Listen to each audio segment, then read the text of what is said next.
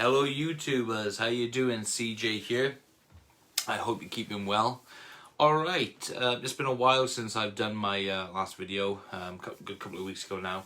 It was when I reached over 5,000 subscribers, and I was doing a video review on, well, a DVD review should I say, of the original theatrical version of That's the Way It Is, the Japan DVD release. Now, since then, my subscribers have gone up and up again. So I just want to say a very massive thank you to all my new subscribers and to all my subscribers that have subscribed to me throughout the years. And I'll keep saying it because it's true. I am very overwhelmed and very humbled by all the support and the lovely emails that you get, that you send me, and that people on here who was also on Facebook that have sent me friends requests and messages. It's really overwhelming. Thank you so much. So yeah, I'm back with another video, and I get loads of requests to do videos, you know, loads of video requests to review box sets, DVDs, albums, and so forth. And also as well, you know, if I've had any new buys, can I do another video? Well, pretty soon I will be doing a video on, which will just be called Elvis Sold Out 1 to 10. Because I know there's going to be 10 of those, and I'm going to be doing all 10 in one video. So, today's video is a CD recap. Over the years, since I was looking back on the videos that I did, and they were the first videos I did to show my collection. And I got inspired by Rossi 73, who we've become, you know, very, very close friends. We're almost like family now. You know, as far as I'm concerned, we are family. And as you know, luck would have it, we speak pretty regularly. And recently we've both been going through a lot, and I just want to give a shout out to Rossi to say that I am thinking of you, bro, every day, and we will definitely speak soon. Love you, bro. I was inspired also by Prince Elvis Jackson, Johnny, and so many other YouTubers. I was inspired to show my Elvis CD collection. So that's where it all started for me, really, the YouTube channel and the uploads of Elvis programs and so forth. But over the years since I've done them, looking back, there is a few changes that I've made to my collection. Not much, but I thought, you know, I've had a request over and over and over to do a CD recap video, so I thought, yeah, let's give it a go then. So, without further ado, let's get on with it. And as I say to everybody and everyone on YouTube, any negative comments will be removed and you'll be blocked, because this channel is all about keeping things positive, because there's having an opinion about things, which I gather, but there's also some respect as well. So I'm going to kickstart it off. This is his first album, Elvis Presley. Look at that cover. What an iconic cover that is. I mean, just amazing. And this is one of the ones that I got in a, well, I had a few of these, but this is the original release on CD. It's the original album. There's no bonus tracks. I don't like bonus tracks on a CD album. I'm probably one of very few people who don't like bonus tracks, right? Because bonus tracks means you get more recordings, you know, and more material. But excuse me. But no, I'm fussy that way. I like something as I had it on vinyl. When this came out on vinyl and the original albums, if they came out originally and had bonus tracks on them, like some of them did, that's fine. But if they bring them out and there's like 10 different bonus tracks, it's like, nah, no chance.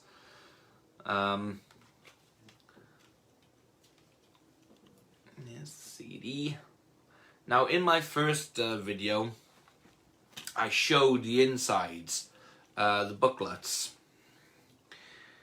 I wasn't going to but nothing has really changed. So I'll just do this very quickly. Okay, very, very quickly. And I'm going to try and do this video to where I show you all my CD collection, which is 1, 2, 3 rows. Well, I say all my CD collection, all like the standard releases type thing. Here's Elvis's second album, simply titled Elvis. I'm sorry about any reflections or any glares. Okay. It's his second album. Again, an original release.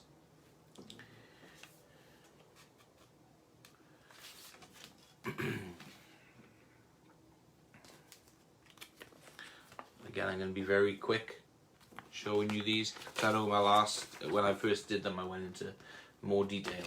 But this is just a recap video, so I'm going to try and not go into too much detail.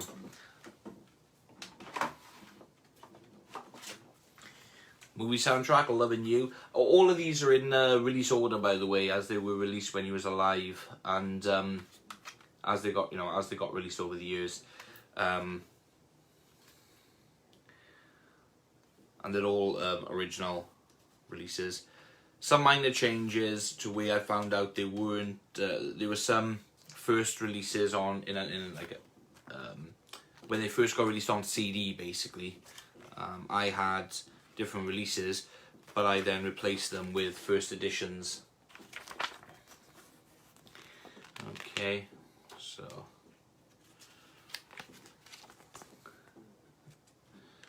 that's just like the song lyrics and the information about the album. Okay, so there's Loving You. It's mad that J-Lo's Rock, it never got a soundtrack, but it did get an EP at the time. Now I tried to do these in white cases, in white trays. And here's Elvis's Christmas album, an original release.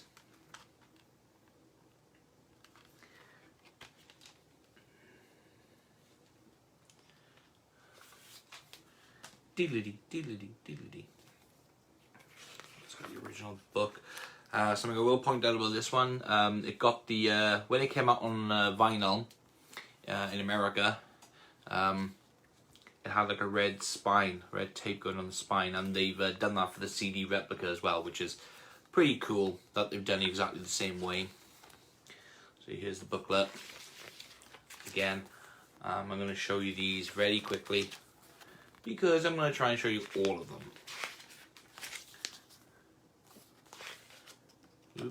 Try and be careful at the same time. Okay. Now when I first did my videos, now I did show this in my first video. Oh no, it's not that one. It's the next one. Okay, so it's not this one, it's the next one. Elvis Golden Records, Volume 1.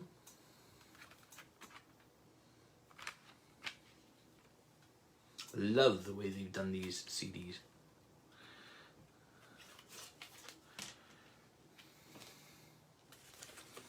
You open up. Like that.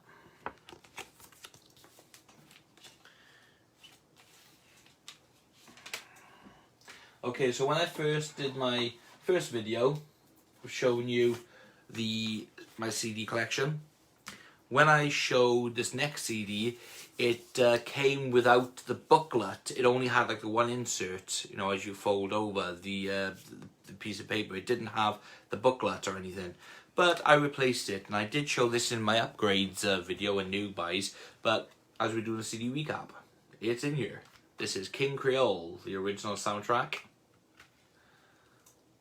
I remember that when I bought it, right, when I replaced it, the CD had a sticker going through it, but as I already had the original CD, I just kept my CD that I had originally, and obviously the booklet was intact. Gotta be really careful when you take these out. So the booklet is now intact, as it should be, and in top condition. Again, these are just the song lyrics, and at the end is the information about the album. So yeah, it's King Creole.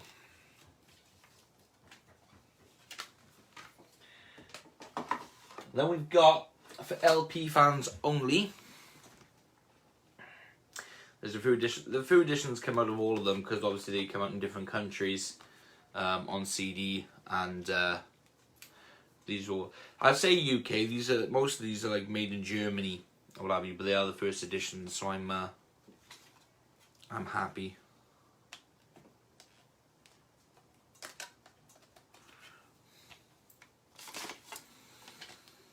Yeah. If you want to know more information about the albums themselves, you can refer to my original videos that I did. I've done 3 videos on showing my CDs, where I was going a bit slower, showing you a bit slower. And yes, I know I'm repeating myself, but like I said, this is a CD recap, so that's cracked. I'm not sure if that was cracked my first one. I've still got to replace some of these. As you can see, these are cases are faded to yellowy kind of colour, but that's just due to, no, it's not smoke, which is good. I forgot to check that at the time, actually. You can't see it, but there is a crack going down there, which I need to, so I need to replace this case. It's just getting the time in to do everything because we've been working. This is, oh by the way, a date with Elvis. We've just been doing so much. I've been very busy, and it's just getting the time. So again, this is a very basic booklet, that's all it is, nothing else.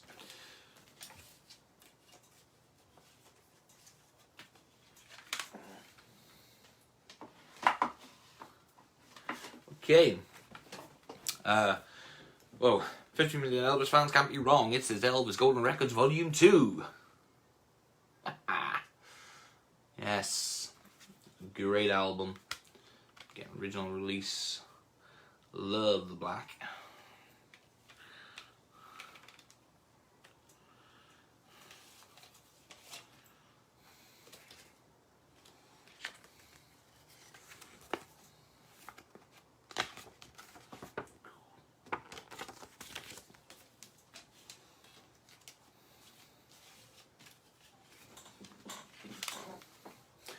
And I like to keep things in top condition and all in order. It's just personal preference that I have. This is the original of Elvis Is Back, the first album that was made when he got out of the army. This is a great album. Well, they're all great.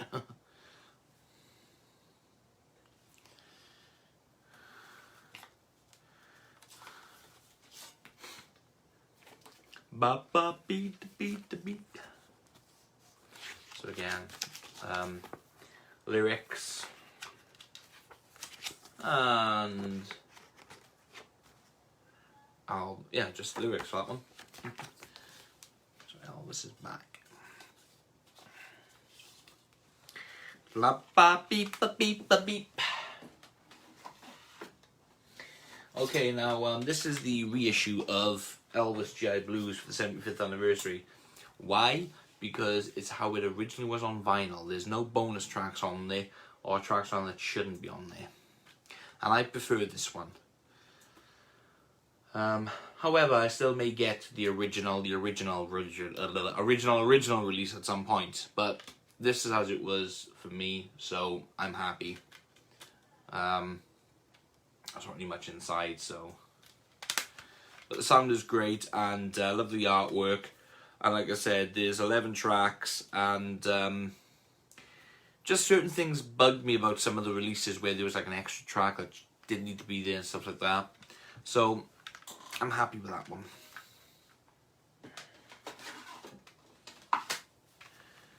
Here's Hand in Mine, gospel album.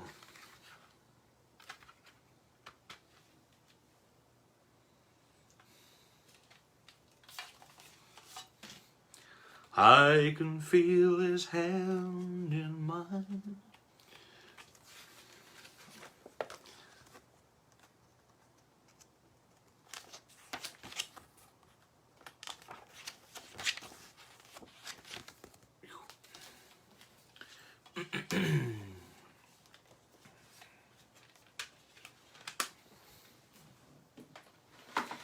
Okay, this one, something for everyone.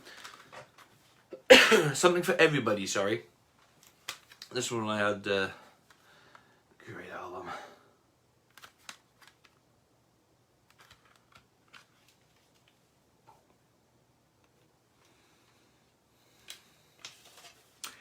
Timber!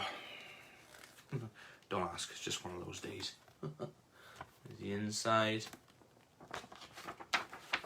Booklet with the lyrics. I'll tell you about the album and information.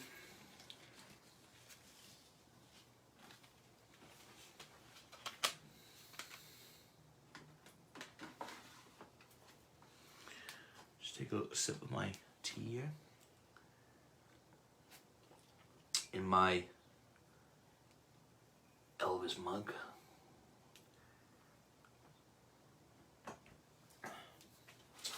Then we have the original soundtrack of Blue Hawaii.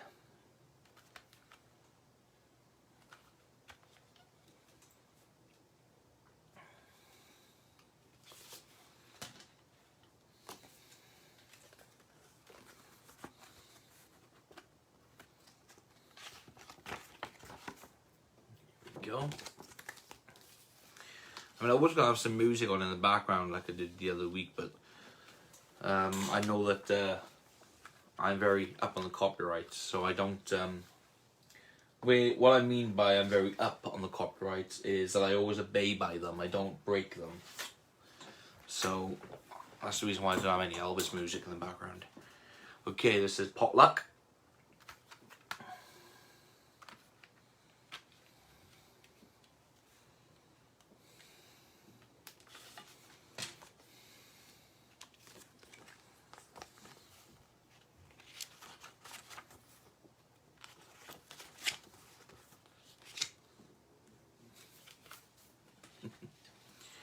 Yeah, I do explain this quite often.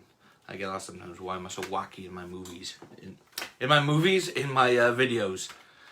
Something bad then, wacky in my movies. I'm wacky in my videos because I believe, you know, you gotta be upbeat, you gotta be positive. Life's too short to be down. Okay, so this is one of my CD replications. Now, those of you who've seen my first lot of videos, I did show my CD collection.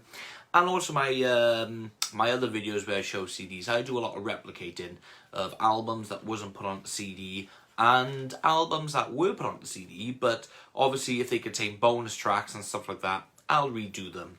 And when I was going through the, I found out about the 75th anniversary releases, and they brought some of the albums out on their own, such as the soundtracks. And I got them all apart from Girls, Girls, Girls. So I ended up doing a replica of that.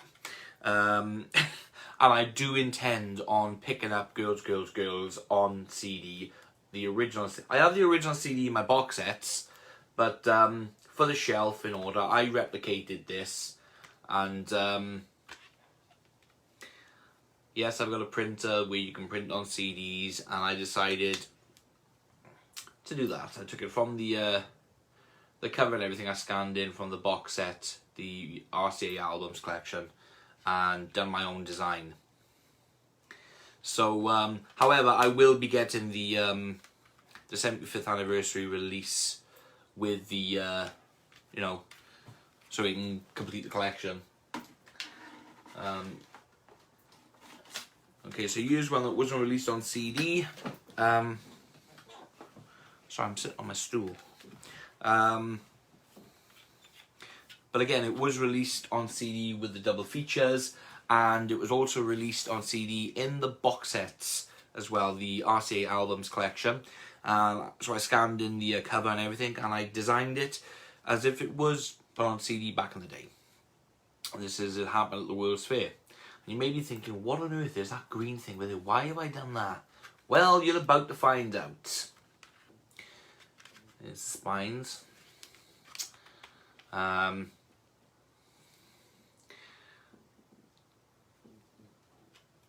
It's green because it's that. I know it does look a little stretched on it, but there we go. There's a little bonus. That's the picture that came with the original album, and when they brought out the RCA albums collection, if you look at my video with the box set of that, where I show you all the albums, if they were released and something came with it, like a picture or a calendar or something, they've done the same thing with the RCA album box sets. They brought them out in the little record sleeves, the cardboard sleeves, and they look exactly as they did on vinyl. But I'm very good at replicating things. I'm not trying to blow smoke up my backside or anything like that, but I think I'm quite good at doing it. So I've done some replications. There is a video on my channel as well where I show you how I do my replications. Okay, here's another original. Here is Elvis Golden Records Volume 3.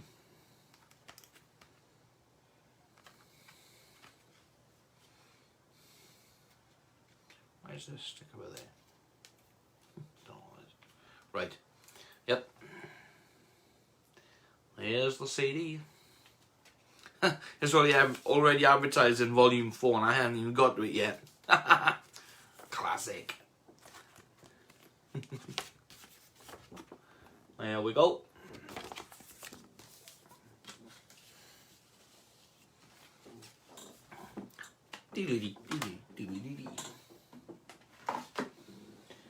And here is one of the 75th anniversary releases, soundtracks. This is Fun in Acapulco.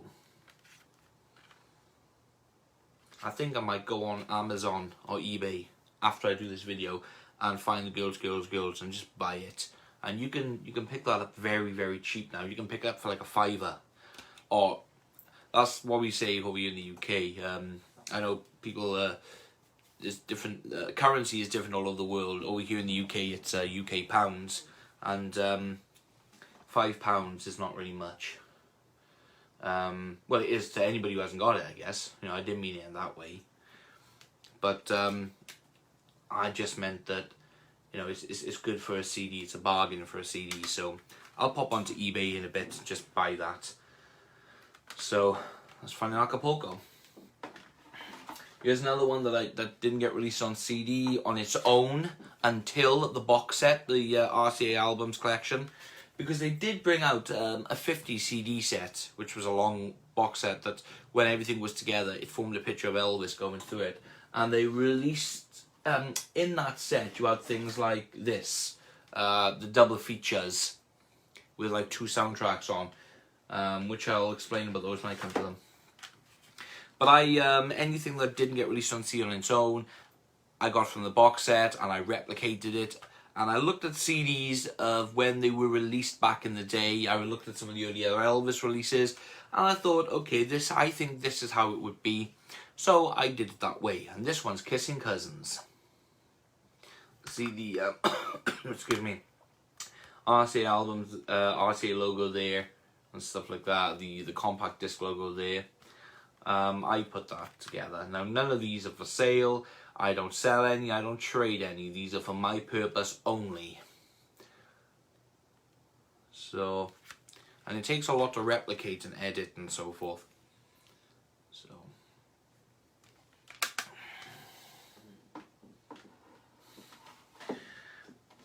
now, this originally didn't have a full soundtrack. Well, not on an album anyway, but it did have an EP at the time of when it came out. But over the years, in different countries and many parts of the world, they did bring out like a picture disc and so forth. And when they'd done the 75th anniversary CD releases, they did it as a full soundtrack with songs from all the songs from the movie, plus songs that I believe should have been in the movie as well. The original title is Love in Las Vegas, and it was changed to Viva Las Vegas. So this is basically the CD soundtrack of the movie, with 12 tracks on. Again, sorry about any reflections or anything you may see in the background.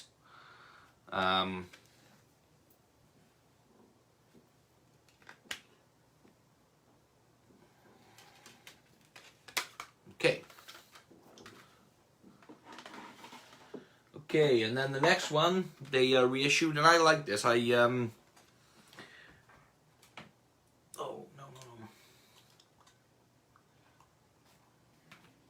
I do apologise, I just picked that up a little bit awkwardly and it spilled a little bit.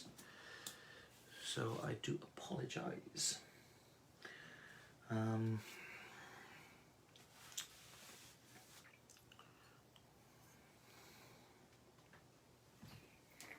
Please excuse me. And I don't normally edit any of my videos either. You get everything as it originally happens. So, roustabout. Now, I do know there is an original CD release of this, but they are very high in priced. And I will get hold of them at some point. Like I said, I've not stopped collecting. I am still looking out. I'm still looking for what I want to complete my collection. But you know what? It's remastered, it's great, and I love it. So, and there's no bonus tracks. Okay, so here's another one that didn't get released on... Oh no, it is an original one. There's me, look. Yeah. Right, this one is Girl Happy. This is also another 75th anniversary.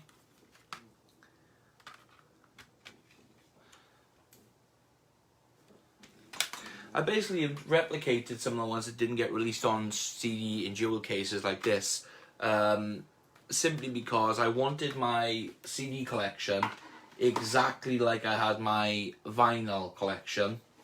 And I'm not going to go into full details about all of that, so if you want to find out those details, pop along and check out my original videos where I explain about my vinyl collection.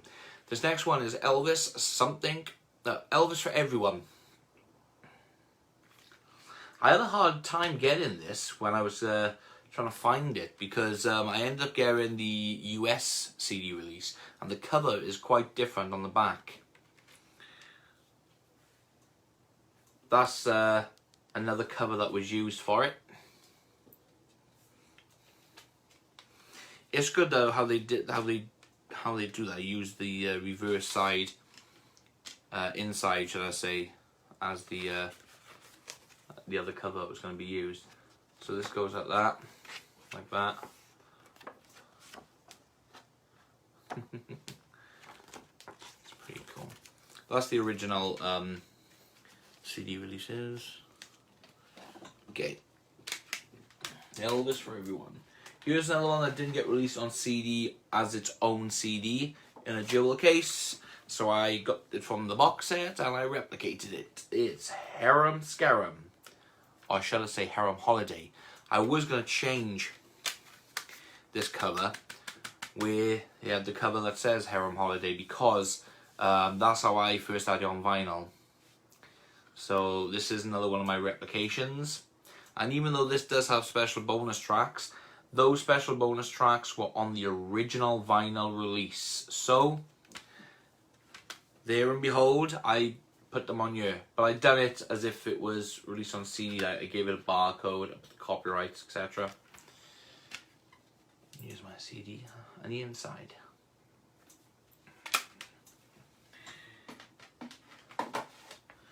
And then we have another 75th anniversary. We have Frankie and Johnny.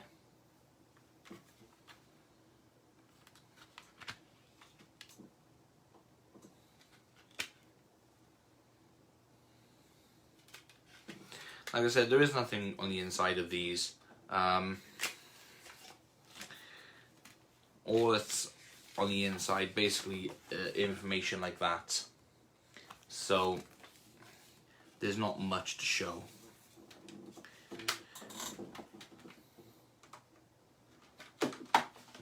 Okay, another one that I made and replicated, put on the CD, copied from the remastered CD out of the box set.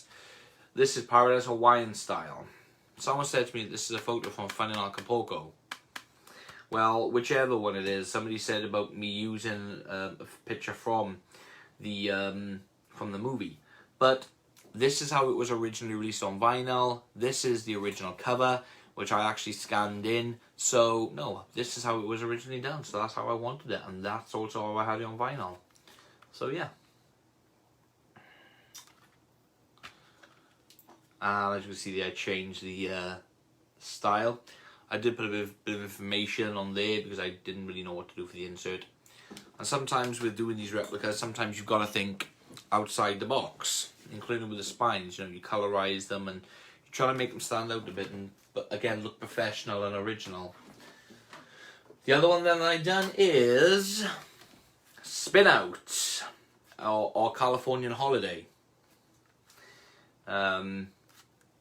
So again, this is one I copied from the original CD in the box set. There's the back,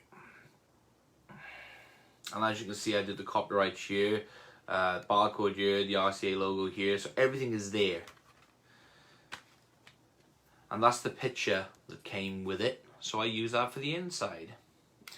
And there's the spine. As you can see, I used the original font that was on the front and everything. It's all to do with editing and taking away the different colour backgrounds and everything. It is a lot of work, but it's always worth it at the end. And again, if you want to check out how I do it, check out my replication video on my YouTube channel, where I physically show you and actually replicate an album there and then. Here's our Great Thou Art. Great album. Here's the back.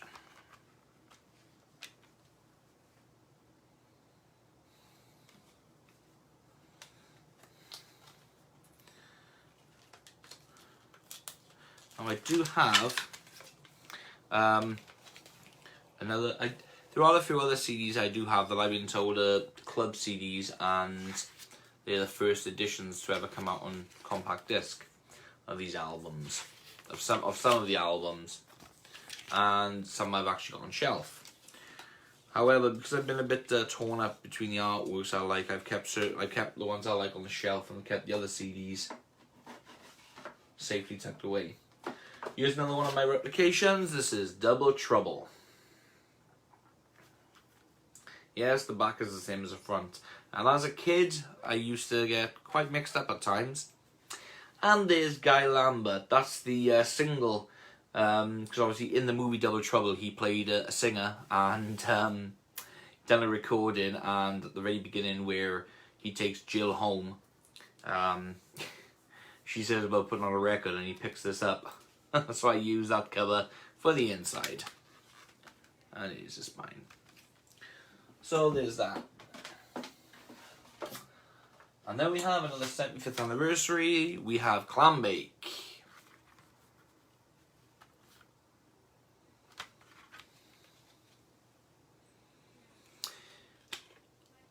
Boo! And that's the picture that came with.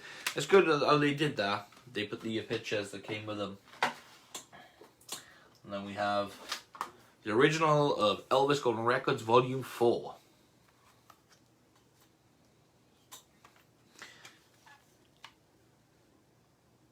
Some of these, these Golden Records albums, some of them, it's the only place you could find certain tracks.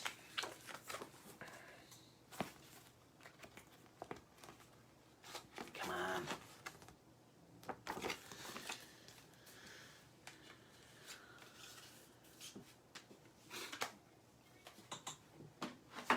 Then another one of my replications here is Speedway. A very underrated song. See it in the copyright here, barcode on this side, RCA logo there. So again, I've got them all in. This reflection stuff is really bugging me.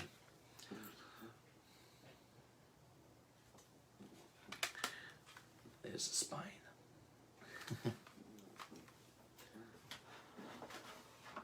Okay, so when I first did my videos, I showed you this CD, but what happened was the albums that were released on Camden were reissued on CD not so long ago, actually. Well, I say not so long ago. The early, let's see if I can grab one. Let's see when they were released. Around the 2008, 2007, 2009 mark type thing. And they got reissued because they, because they were reissued. However, they were before then in the mid 80s, late 80s, early 90s. They came out on CD for the first time as club editions, and they were quite they vary in price. Some of them are rarer than others, and some of them can still be more expensive than others. This is one of the more expensive ones when it comes up, which I was lucky to get for a good deal by, you know, talking with a seller on eBay. And when I first did my videos showing you my CDs, I had the reissued, remastered version that came out by BMG. This now, however, I replaced it, because since then I've replaced it and I've sold the one I showed you in the first videos. This is the original CD release of Elvis Sings Flaming Star. Now this was my still is my mother's favourite song, Flaming Star, and favourite album, and favourite film too. I have fond memories of as a child watching the movie with her, and every time I hear the song, every time I watch the movie, my mother comes right into my head. She's with me every day anyway. I mean, and as I know I'm probably talking as if something's happened, but no, my mother is still here, still rocking and rolling. Especially when we have parties and she starts dancing around the table like a chicken, you know. My mother and father watches my YouTube videos, so I know she'll see this. So, sorry, Mum. Love you. And there's the inside.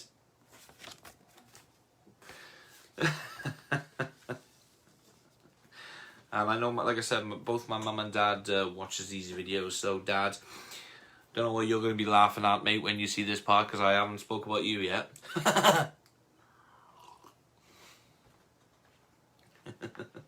So that's Flaming Star. Elvis Sings Flaming Star. I do love that album. Okay. So then we have the original Elvis, the NBC TV special. And the original name for this special was just called Elvis. Singer Presents Elvis. And it was the NBC TV special. Which is what they put it down as at the time. But over the years then, since it's become known as the 68 Comeback Special, so that's what it's known as to everybody now.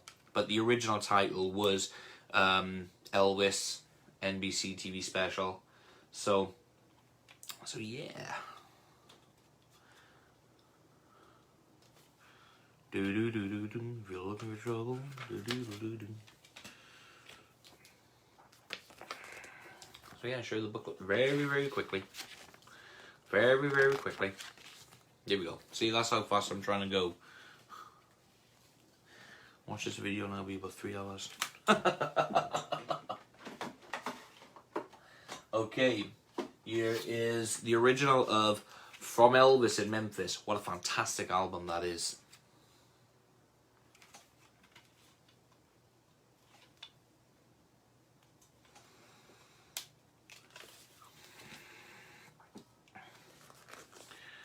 So there we have pictures there.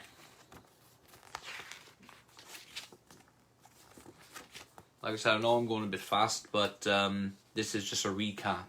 And I'm still trying to go into somewhat slight detail at the same time. Because I've got to get my bike out to try and work my knee. Because I've had a bad knee injury. And I'm recovering from it. I'm waiting for physiotherapy, which could take anything between now and 14 months. 14 weeks, sorry. 14 weeks. So I'm could be going into, you know, Christmas time, possibly even into next year. But I promised somebody a bike ride next month, and I'm not going to let him down. And I'm going to get on my bike and start working my knee. And I know my daughter Carla J is looking forward to getting her bike out in the street at the same time as I'm testing out my bike. So, so yeah. Don't ask. I'm just feeling in a bit of a wacky mood. Life would be so boring if we were serious all the time. So, Elvis in person. Sorry, I'm speaking so much. That's Elvis in person. Now this was, it's not the full concert. Because obviously there were more songs done in the 1969 concerts. But basically, this is an edited down concert put into it as an album. So, great album, a great live album. So yeah. My Babe on you. Oh, he just rocks, man, I tell you. He just rocks. And I gotta change this case too. Alright. Okay, so then we have the follow-up album from Elvis in Memphis. This is called Back in Memphis. And this is the album with my cousin Michelle. How are you, sweetheart? Yes, your favourite song is on here, Inherit the Wind. Oh, yes.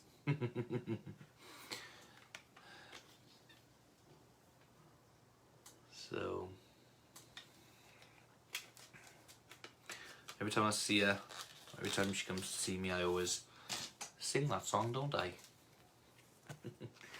It's a brilliant album. I mean, you know, in 1969, Elvis was just raw, man. He was flawless. And he just went out there and he just did it. He did it, you know what I mean? He did it. He grabbed that microphone and he rocked. Okay, so the next one is one of the Camden, I'm going to say reissues. I've been told that this album did get a CD release in the late 80s, early 90s, and I have seen one on eBay. But when I flicked through the pictures that have been on the listings, it looks like a CDR to me that somebody's just printed on it and made the cover up. Of course, I've been doing a lot of replication work now for a long time. It's one of my biggest hobbies where I do replicating and everything. So it's I know the length that you can go to, and every picture, all the pictures I've seen. Somebody said to me once it was an import, but every one of them I've seen have not looked like an original release on CD. It got released, however, in the box set, the RCA albums collection, which is great because it means that the artwork, front, back, and the disc and everything is like it got released on vinyl. So as far as I'm concerned, this would be the first CD release when it came out on CD in 2006. Now it says you originally released in 1970. Yes, that's because that's when it was released on vinyl. So yeah, there are little telltale signs of when you're looking for CDs. Same with DVDs and also VHS tapes and vinyls. There are certain signs that you look out for to know whether they're original, first editions, and different things. And because I know that, I look very closely at what I'm getting and before I bid or before I buy. So, and that's a great album too, let's be friends. Okay, so this is the first CD release of On Stage. This is the club edition. Now, from more research I have done, I've researched it and even been told that the club editions are the first time that some of the things got released on CD. So if somebody knows more about the first CD releases of the first CD editions, please check a comment. Try not to be negative about it. You know, it's something that's genuine. I've done research and I've been told by other collectors. So unless anybody can, you know, email me at cjhorton@elvisfan.com and give me some more information about the CD releases or first releases, I'll be happy to, you know, really interested in knowing about it, because we're all still learning every day. So yeah, so this is February 1970 On Stage. I remember buying this on vinyl, and it was amazing. Now I've also got, you see, I've still got the artwork to the other CD release that I had of it, which was I don't know. In some ways, I think it's better artwork than this, better quality. And the back of the cover is like the back of the vinyl album. So I've always been like 50-50 in, you know, putting the artwork in with this. But, you know, I haven't really got around to doing it, but I do have the artwork. So, you know, I might do it, I might not. Who knows? Okay, so anyway, that's the first CD release of On Stage. I think collectors in general as well have got different opinions, and sometimes it is just personal preference. Okay, so Almost in Love. Now, I don't have the first edition CD release of this. I wish I did, but it goes up very expensive in price. So I've got the Camden reissues that came out in... This one came out in 2006. This is Almost in Love. Now, why am I showing you the back first? Well, the front cover is as it was released in the US. With, there's the original CD. With this picture as the cover, as the front cover, only in yellow, in this colour. But this is the back of the UK release. And this is the front. This is a replicated cover that I did, because I like the cover that it came out in the UK better than the US release and the other countries. No offence to any of the other releases. Again, just personal preference as a collector and a fan. I played this, and again, the artwork hold memories for me as a kid growing up, having them, and you know, always looking at them and always putting them on and everything. Because when I play a record, I'd look at the cover. I know it sounds silly, but I would just put the cover on the side, and every now and then I would just glance at it, you know. So when I got the original CD, I just took the original cover out, put it away in a folder. I've still got it, and I just replicated this for myself. And I've done that with a few albums. So that's Almost in Love. If I had the original CD issue, then I'd keep the cover as it was, because the original CD issue had, he was in like a circle, and then the cover was white. But you know, I'll always still keep looking, I'll always still keep collecting, and brings me on price limit right to my next CD I'm going to show you. When I first did the my videos, I'd had this replicated with a white cover that it got released in over here in the UK, and it was the reissue on Camden with the Elvis in a circle with a white background. And when they got released on CD, it got released in Canada with a slightly different cover, and this is the Australian CD release on Rainbow Records, or Rainbow label. This is Elvis Presley's Christmas album. Now, this is not the same version of the Christmas album that came out in 1957, 1956. Sorry, my mind's going a bit ding-dong right now. This is different track listing, and it also has Mama Like the Roses on it. This originally got released on, like I said, on the Camden label, RCA International, as it got released as well in some territories. And when I first did my videos, I replicated the album with a white cover and everything. But this is the original CD release, because this is also a collector's item, and it can shoot up in price.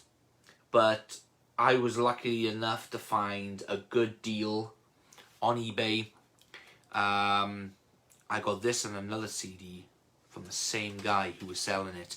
And sometimes when it comes to eBay, you search worldwide, and again, it also depends what time as well you go on. My wife, sorry, got me this CD. My wife, Kelly, bought me this CD. So I got nothing on the inside. So I'm so chuffed to have this. So it was a nice surprise as well. So yeah. And I like the way the CD's done as well, with the picture of him on there. Even though I don't really think it looks like him really, but it still looks cool. I mean, you know, I like it. And it does get played every year. So that's the original release of that. And then we have Elvis, That's the Way It Is. This is brilliant. The original of Elvis, That's the Way It Is.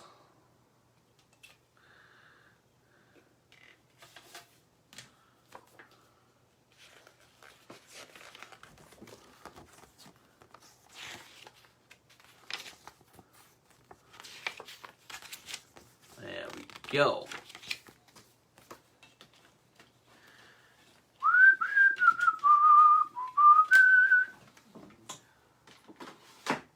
And then we have Elvis Country. I am 10,000 years old, Elvis Country. The original CD.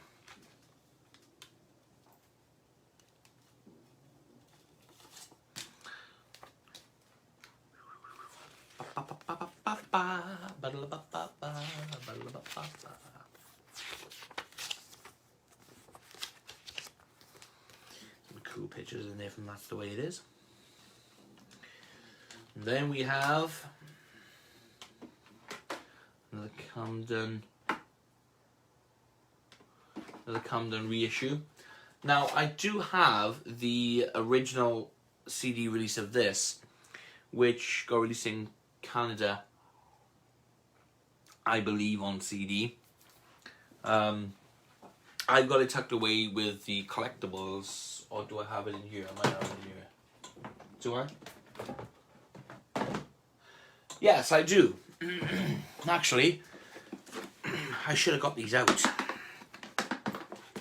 This is just one of the folders, one of the boxes I have with CDs in. Let's see, where can I go back to? Right, so just for a second, where can I put this to?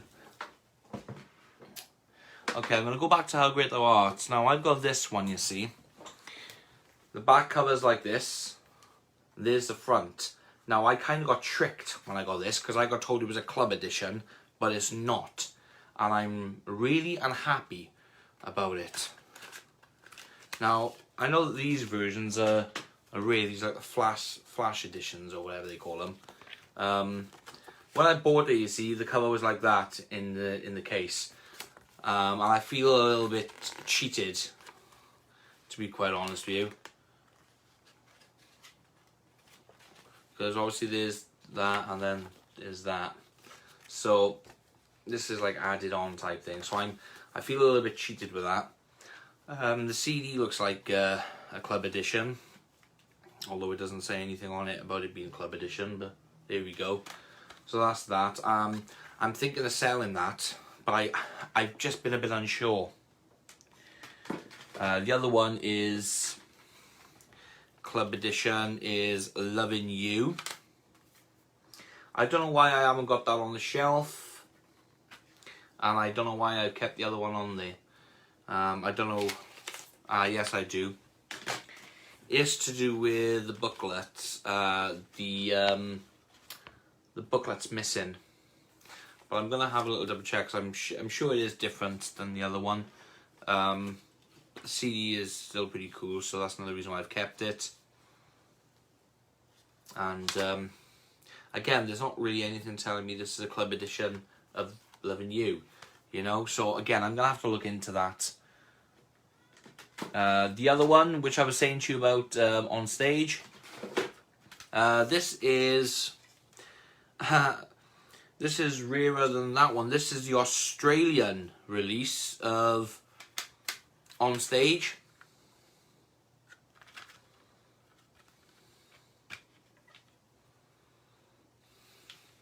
So,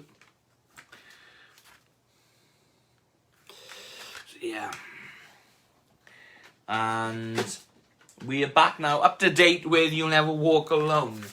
Now they came out, when it first came out, I got told this was the first release on CD. We're told, yeah, Canada. This is the CD release of You Never Walk Alone, and they use that picture. Sometimes it is nice to have these editions and what have you. Again, I was thinking of either selling this or popping onto Facebook and putting on one of the Elvis trade-in sites. I don't know, because again, I know these are also quite rare as well. And again, they vary in price. Some of them I've seen go for high prices. Some of them I've seen go for low prices. But, you know, that's the original CD. However, I mean, I could do something with the covers, I suppose, like I did with one of the other ones. I do have other original covers that I've had and accumulated for On Stage and 2 other albums, which I've kept in my cover folder. Because I got a folder as well, just with Spare Elvis original covers, back, front, and booklets. So anyway, we come back to it. Come back on track now. This is You Never Walk Alone, and this is how we got released on vinyl. And I love this cover. This is how I had it as a kid. So the back cover, however, is not the same as the vinyl. So at some point I might, just might, replicate the back cover and do what I did with Almost in Love, change it. So here's the inside, here's the disc. Because it was just a colour on the other side, I wasn't too bothered about it being in a glass case, you know, a clear case. So that's that. And then we have Love Letters from Elvis. It's a great album. Underrated as well. Very underrated album.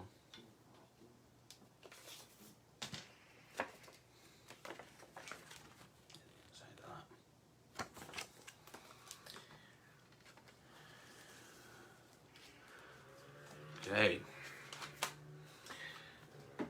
Okay, another album that I've replicated. It has been put out on CD. As it originally was in the box set, the RCA Albums collection, it came out with the American artwork. All the artwork is based between the UK and the American artwork that they produced. See, I'm saying again. It's because I'm trying to think and make sure I don't forget nothing. Come on, everybody. This is how I had it on album. This is how I still got it on album, funny enough. There's the back. It's just what I replicated. Very basic. That's the American artwork, the American cover. But I like the UK better. So, and again, it's all about the memories they hold. So that's that. Come on, everybody did also get a release on CD with bonus tracks on. They call them import CDs, but again, I don't like bonus tracks.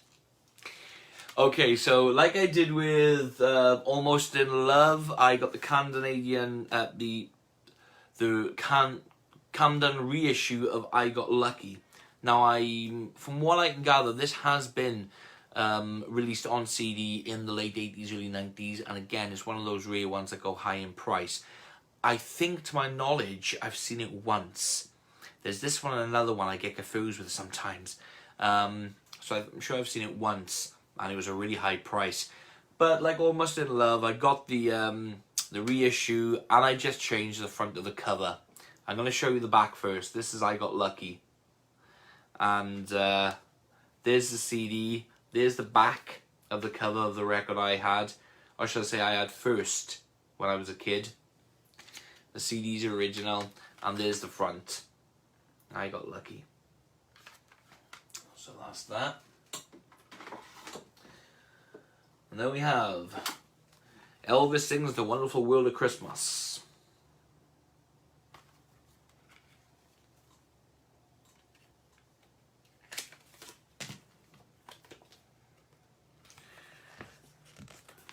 Yes. That's that. And then we have Elvis Now. Club edition of Elvis Now. I do have the other artwork. This is one of the spare cover arts that I've got back and front of. And it says Club Edition actually on the spine.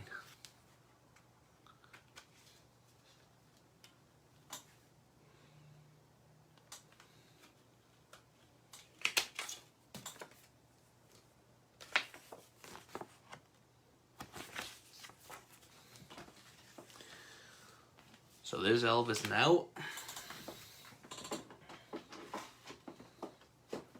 Then we have He Touched Me. Great gospel album.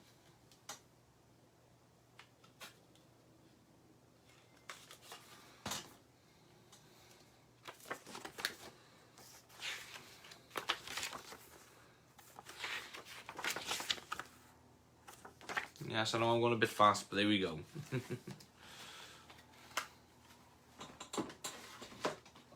And then we have Elvis Sings Hits from His Movies, Volume 1.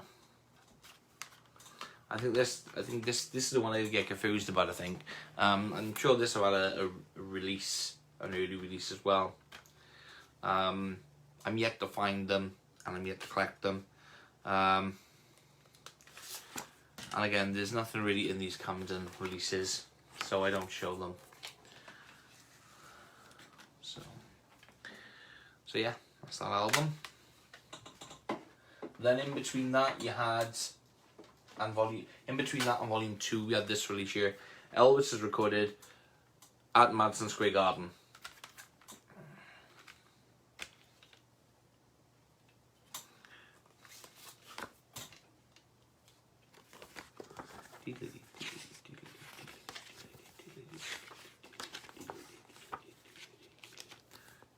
There we go. Just like the original vinyl as well, the album art there, which is pretty cool when they do that with original CDs. I think really they should have kept them all the original. Then after that you had Elvis Sings Burning Love and Hits from His Movies Volume 2.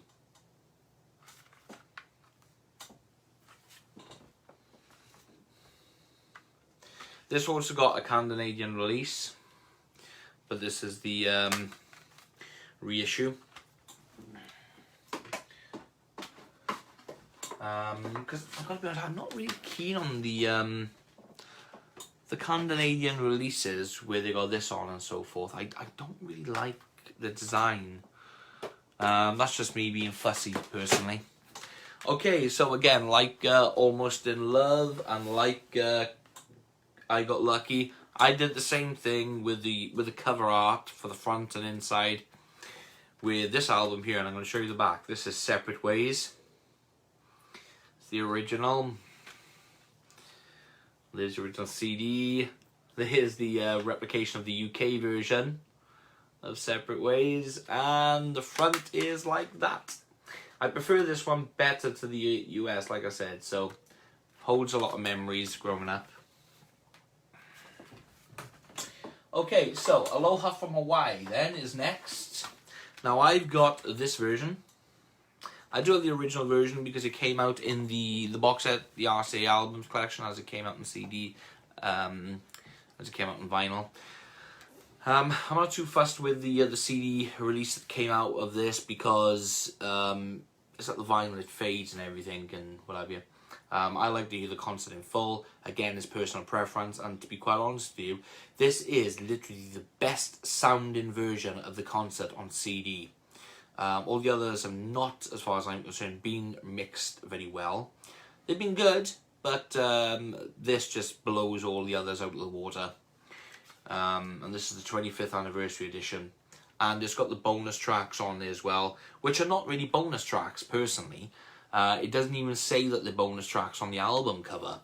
And the reason being for that is because they were part of the special. They were recorded after the satellite broadcast, and they were edited up and included within the special when it got broadcast after the live telecast. And what's great about it is that No More is also included, which wasn't available on any home video or broadcast until 1997 or 96. I think it was 97 because that's when it got released. So here's the inside. that. Now the Aloha concert is a very sentimental concert to me because my father, yes, you dad, he had it playing when I was 4 years old. I was playing upstairs in the bedroom, and I remember coming downstairs, going into the living room. My father was on the sofa and he was watching somebody on TV in a white suit in front of an audience, and I remember him saying, "Get out the way, get out the way, get out the way." So I got the way, but when I first looked at the screen, he was talking, and when I sat down by him, when I sat down by my father, he started singing "I'm So Lonesome I Could Cry," and boy, that was it. My life completely changed from that moment onwards. To hear more about that information, please refer to the first videos that I did on my CD collection, on my collection in general, as an Elvis fan. So thank you, Dad, for one, telling me to get out of the way when you were watching it, and secondly, for giving me all the information, and thirdly, not giving me a row when I stole all your Elvis records and stole your videos and, you know, trying to make little records, and yeah. So yeah, thanks to my father, I got into Elvis at 4 years old. My life changed forever, and it was all because of this concert.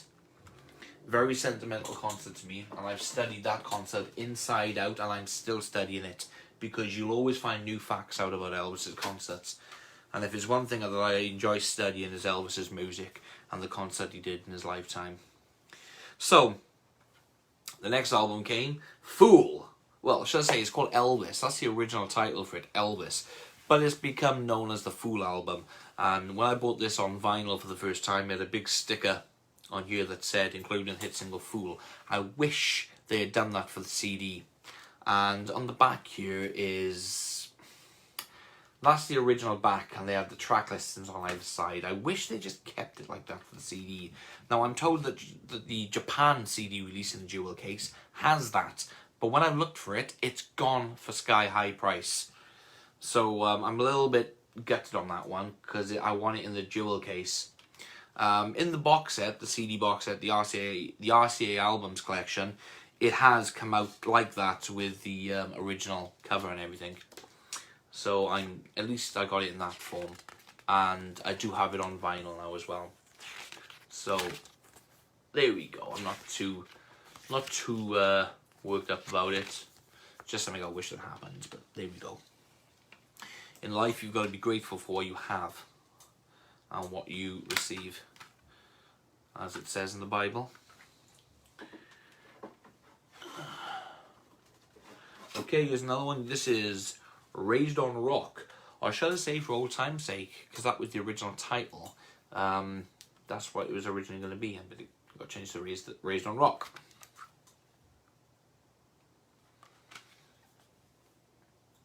And the original album cover is slightly different, but not by much. That's why I like the RCA albums box set, because the RCA albums box set contains the original artwork. Or if you have the original vinyl, then you've got the original artwork.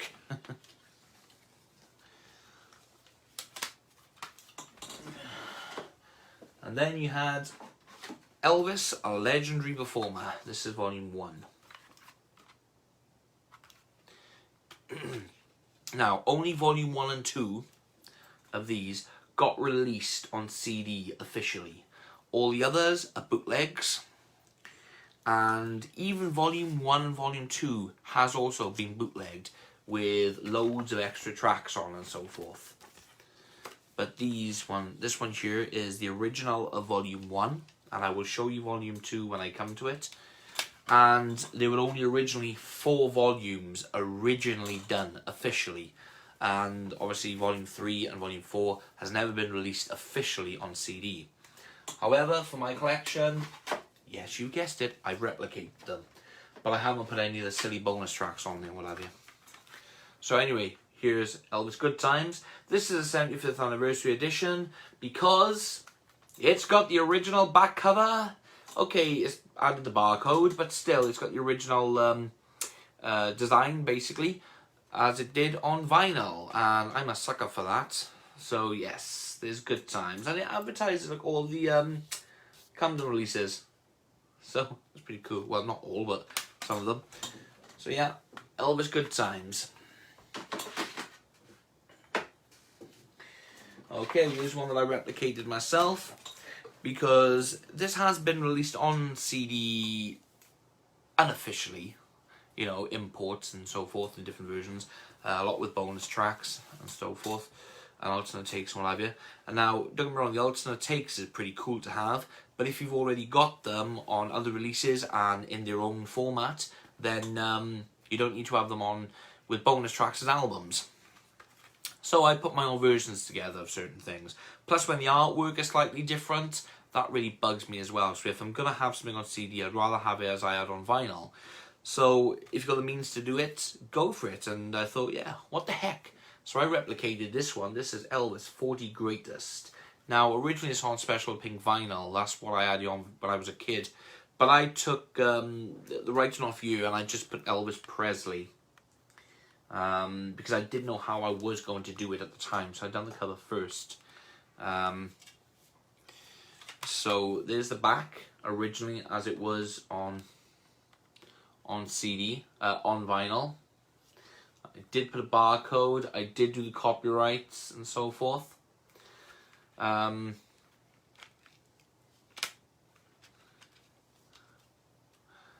in the end I decided to do that, pink outline and blue middle. Some information there, and also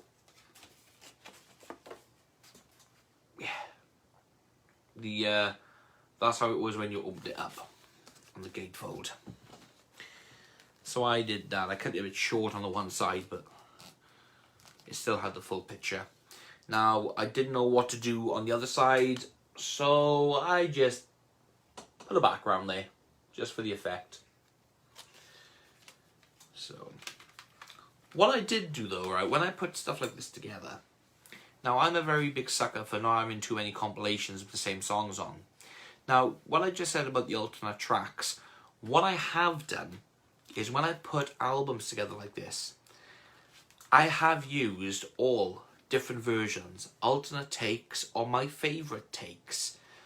But I have, what I mean is I don't like alternate takes on albums, is that you get an alternate take, alternate take, alternate take, then you might get a master or an alternative master, but then you have bonus tracks on it then, of tracks you already listened to.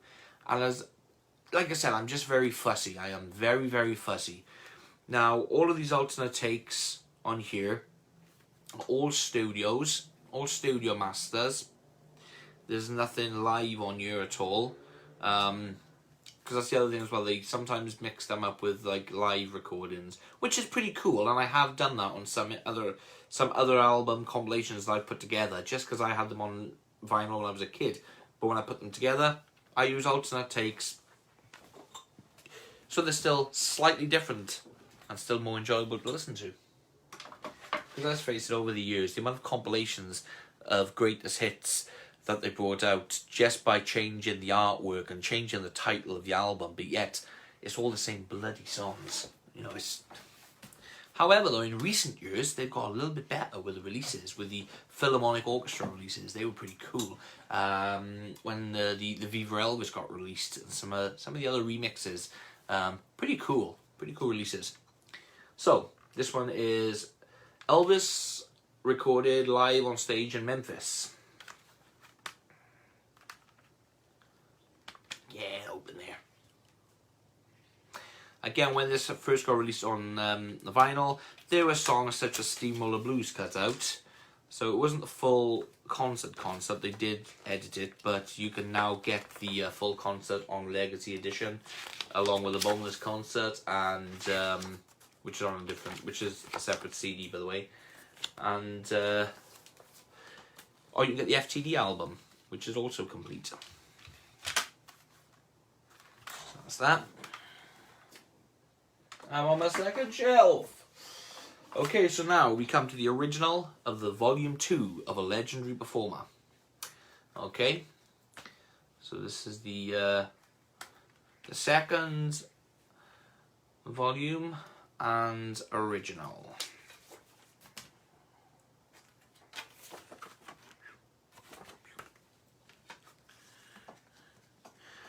Sadly, volume 3 and volume 4 never got a release,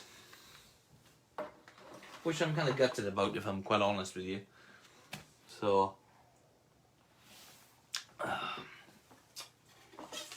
then we have, what's Malakara? She's probably waiting for me to take take out the street for the bike, which I will be doing after I get this video done, because I've got to get my bike out to try and work my knee a bit. Okay, so then we have the next one. Now, a lot of people got a lot of mixed feelings about this album, mixed opinions, including Elvis himself. I've got my own opinions of it as well. So I'm not going to say too much about it. I'm just going to say what it is. I'm going to show you it and put it quickly back on the shelf. This is Having Fun with Elvis on Stage. Okay. I do give some information about this better in my other videos. That's the original cover. And I explain as well what I did and why I did what I did. But this is a recap video, so I'm not going to go too much into detail. The fact is, it's here. It's in my collection. It's on the shelf. And that's that. Which is an all talking album. There's no singing on this, it's all talking. And then we have Elvis Promised Land.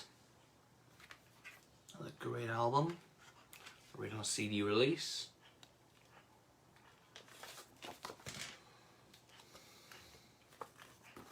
Boo! Boo! Boo!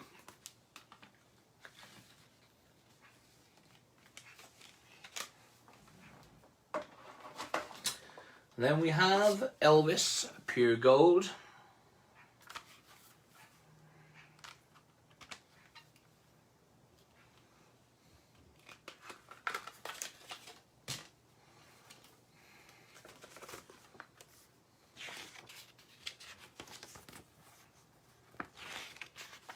Now this one wasn't one that I showed on my, there's been a few actually that I am showed on my first initial CD YouTube videos, but I have shown them on like my new buys and stuff like that. Okay, so we got Elvis Today.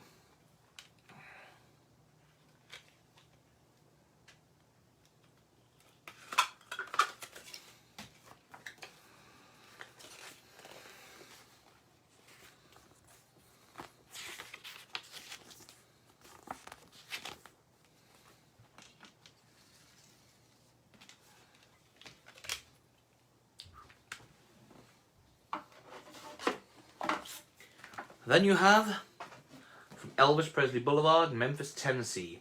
Now there was a version that came out of this before and it said recorded live underneath here. It wasn't recorded live. There was a bit of a mistake with the cover, but they did recorrect it.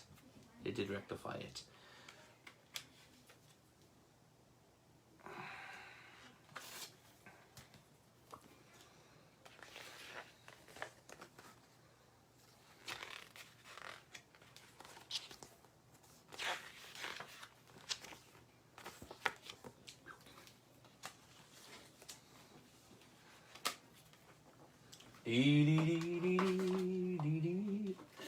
Okay, and then in order we have, I was a little bit concerned about both of these releases because like I said, I try to put everything in album release order.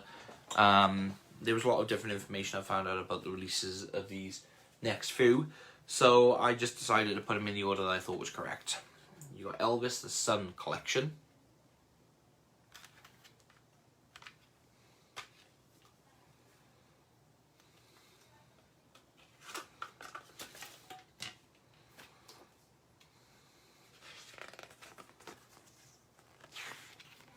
Sun Sessions, it says there, but yet the Sun Collection, it says on the front of the cover. It gives you all like the history and so forth. So.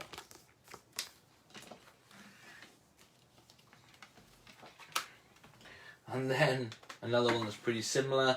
Track listings, however, are slightly different. But it did come out originally. So none of this has been changed. This is how it got done. This is the Sun Sessions CD. They put CD on this one.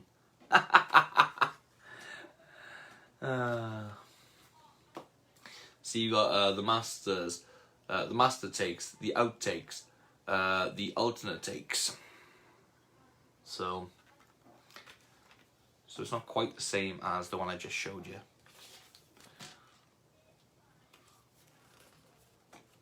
Do you know what? I've only just stumbled upon that it said the Sun Sessions CD. Yeah, I don't think the original vinyl says the Sun Sessions LP, does it? Or record. Again, this is one I didn't show in my first videos. This is one that I showed on my new buys and so forth.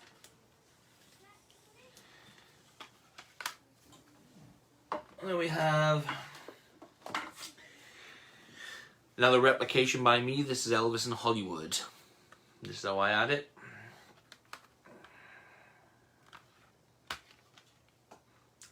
That's the US cover. I think it's the US cover.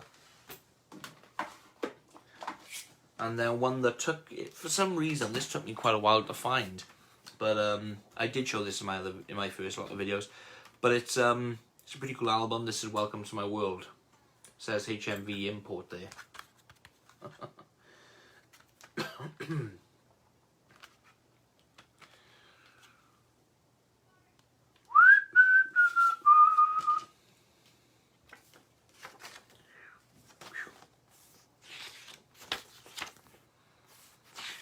This was one vinyl that really did used to get played a lot when I was a kid.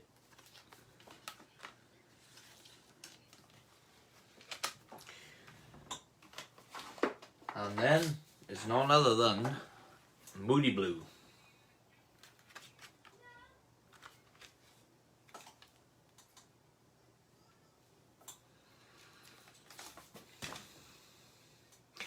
I can feel his hand.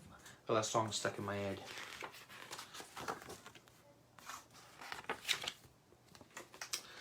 Yeah. I'm trying to get through these now just a little bit quicker.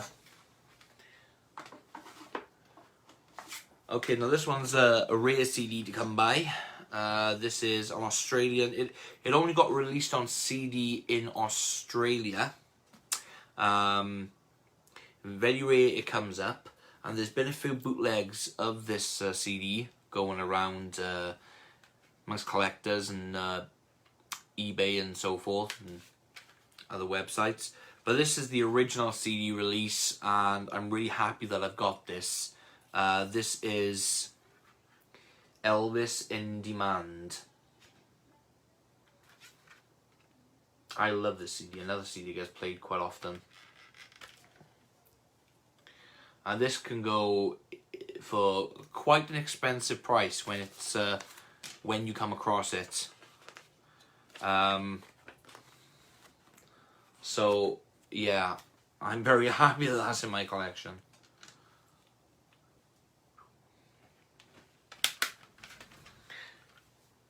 Then you have the Elvis in Concert.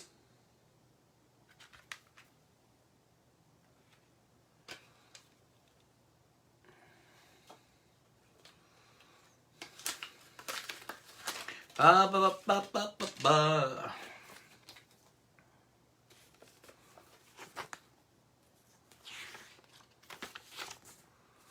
Diddly diddly diddly diddly diddly diddly.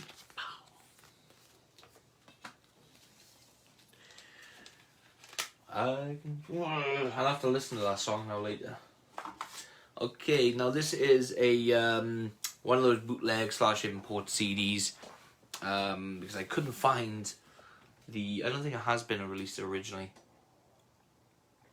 Or shall I say officially on a CD, an early CD, but this is a bootleg. I am gonna change it though at some point because there's a few corrections that I've got to do with it. But, you know, until I get around to it, it stays as it is. This is Elvis Hits of the 70s.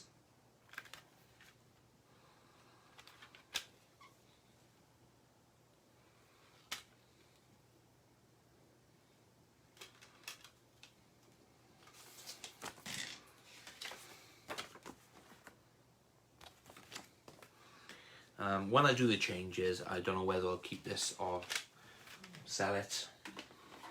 Okay, so in my replication video, I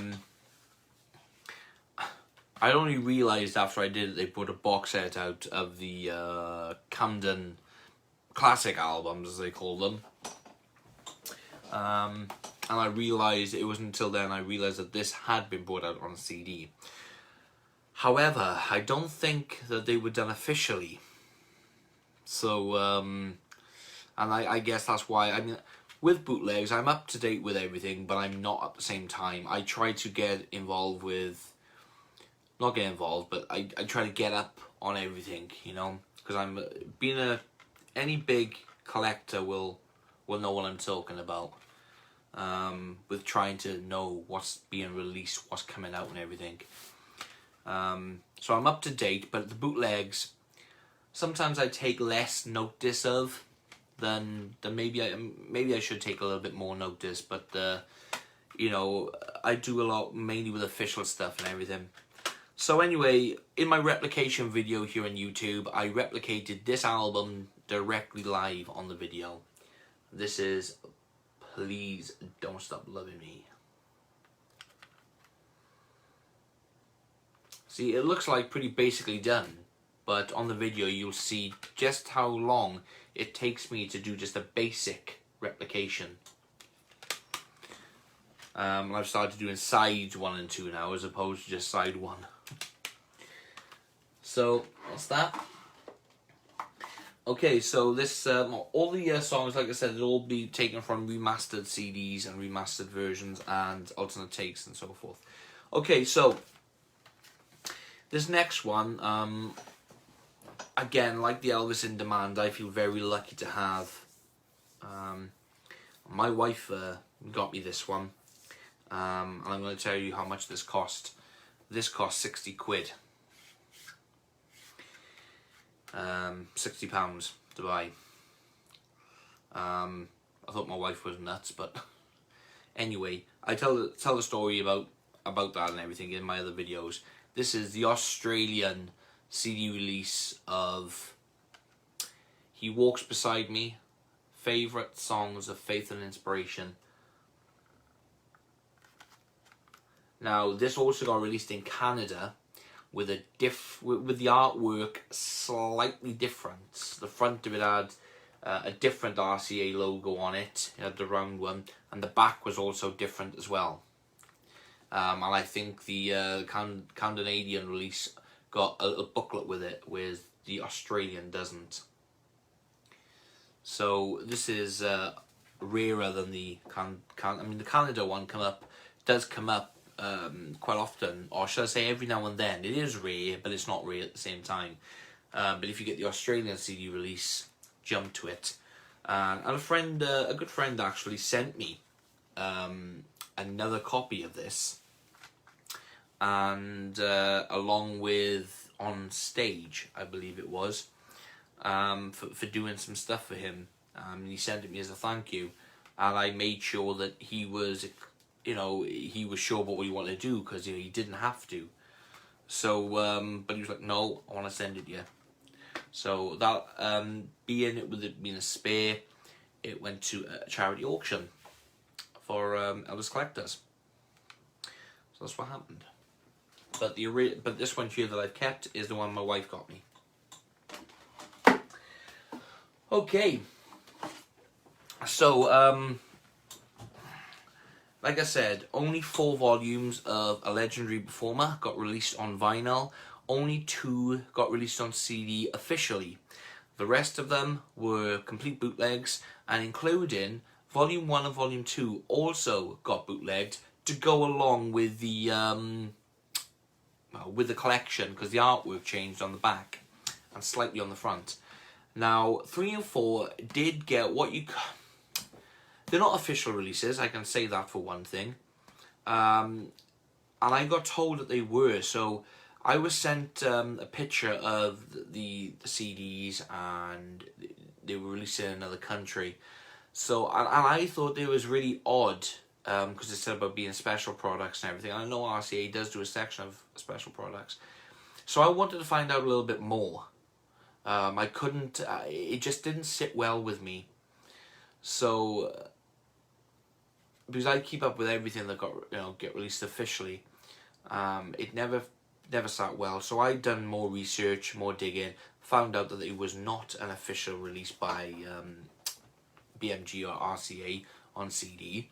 So they've obviously been made and done as if they were just in another country, in another language, and so forth. So there you have it. The only two that got released on CD were Volume 1 and 2. All the rest of them were bootlegs, and Volume 1 and 2 was also bootlegged to go along with the Memento, and 3 and 4 was put together as if they were an original and an official release, but they weren't. So what I did, because I was going to buy them, so what I did, I replicated them. But I replicated them as they were on vinyl, and I did add this here for promotional use only. Now, promotional CD only for me, that's just for my leisure, that's just for my little leisure. So that's how they are. Now, this design here is similar to how I got told they were released, but here we go. The original catalogue number and spine there. And then after that you had, I gotta pronounce this, Mahalo from Elvis. Released in Canada. Now I know I don't like this sort of artwork, but this is the only way it got released on CD. So as it being that, I have it in my collection.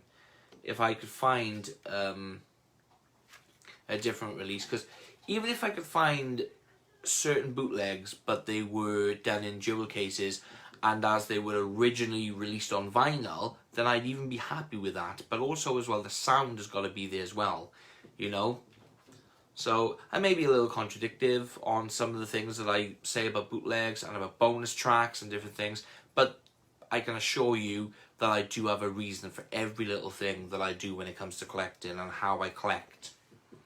I'm probably one of the most fussiest collectors out there, and I've actually been told that. And when people are set in their ways, that's it.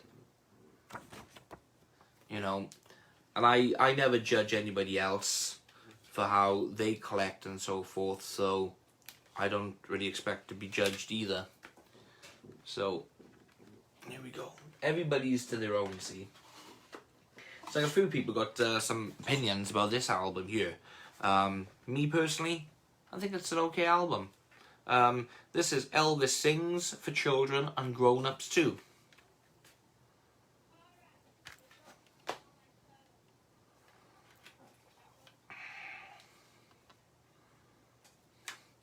There is no booklet for that. That's the way it is. Pardon the pun. So yeah, Elvis Sings for Children and Grown-Ups Too.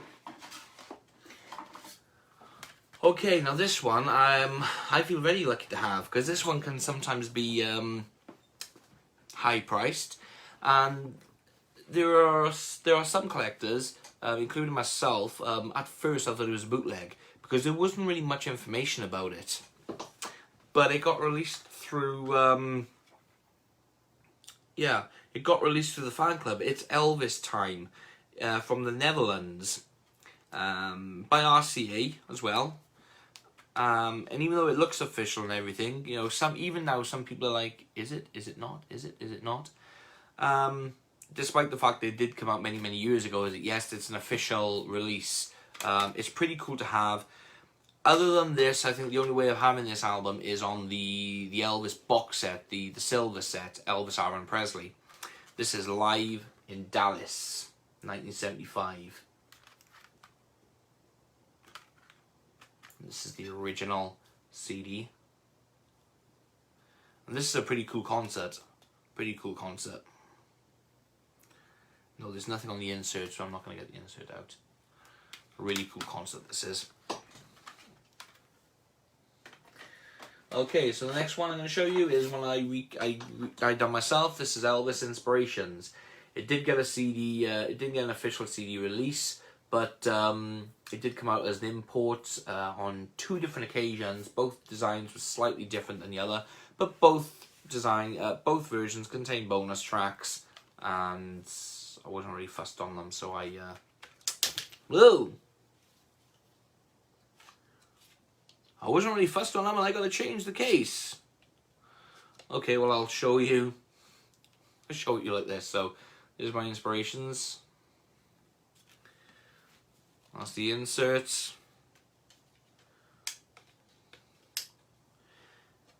Let me put that the opposite way back on the shelf. No, I can't do that.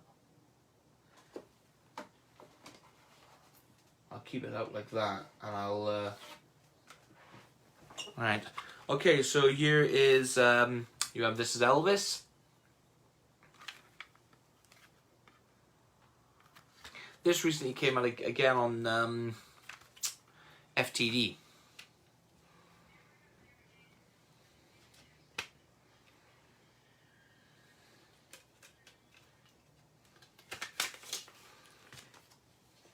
Yeah. Again,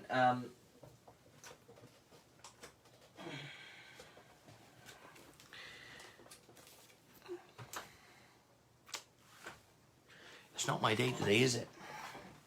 Oh.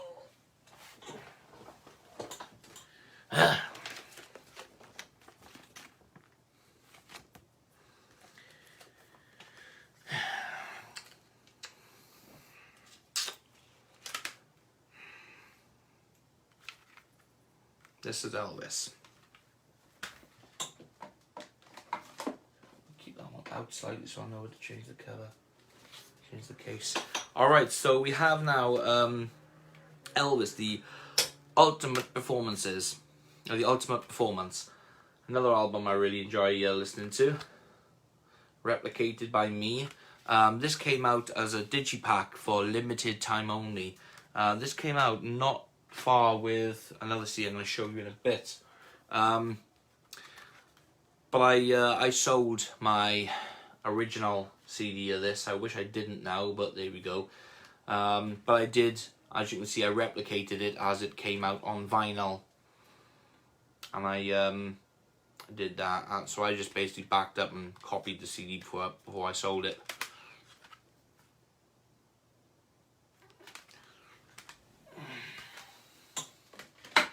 Okay, here's another club edition of another very rare CD that I'm really glad to have in my collection.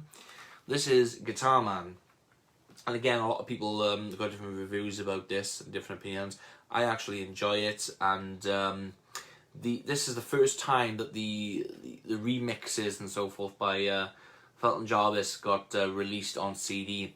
It then later got reissued as Too Much Monkey Business on the FTD label with some extra tracks that didn't make it on this CD release, or this album release, because it got released on vinyl. Got released on vinyl, cassette, I think, as well, and obviously the CD. So I'm really glad to have that in my collection.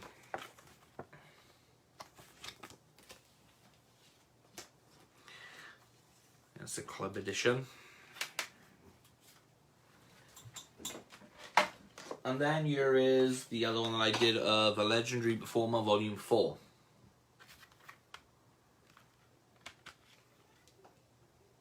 Okay. And then I'm going to show you 2 albums that hold some special memories for me as a kid. Rare Elvis. This is the original CD.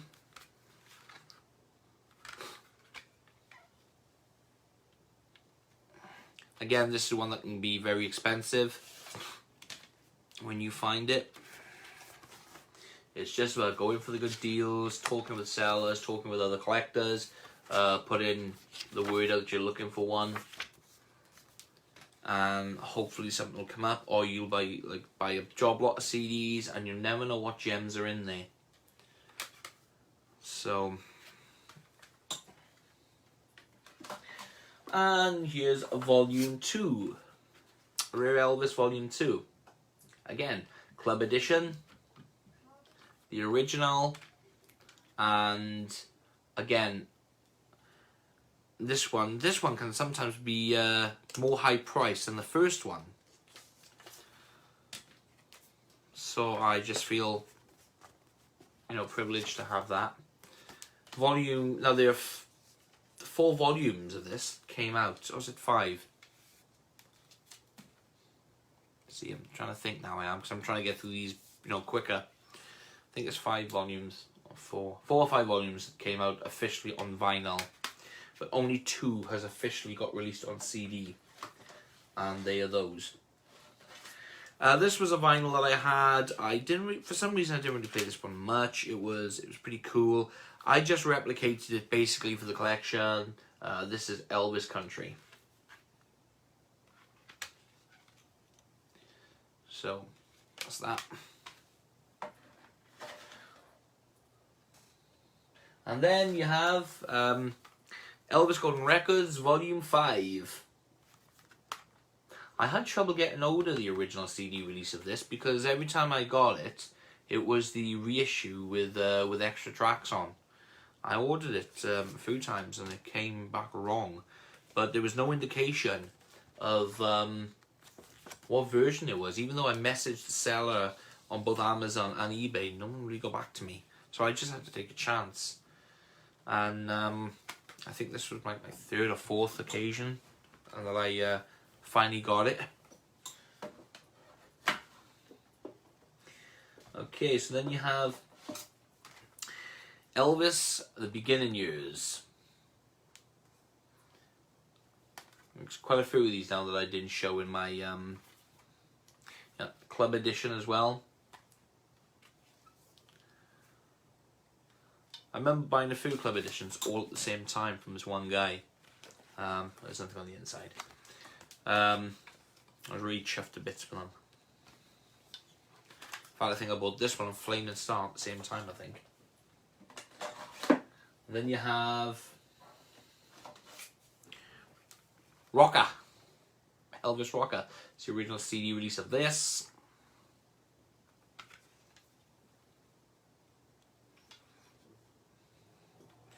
I don't know if it contains anything, I can't remember. It's been a while since I've actually looked at my Elvis CD collection, I'll be honest with you. I've been so busy with other things. So there's Rocker. And then you had these releases. These were brilliant.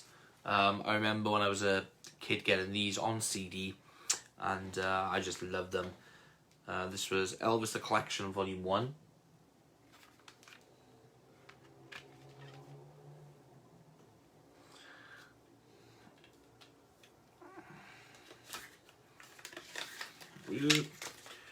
I can feel his hand. Songs in my head.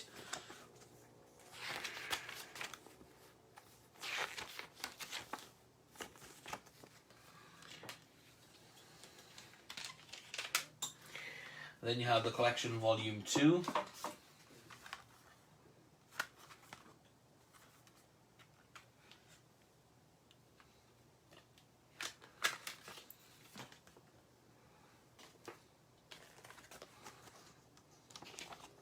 Yep.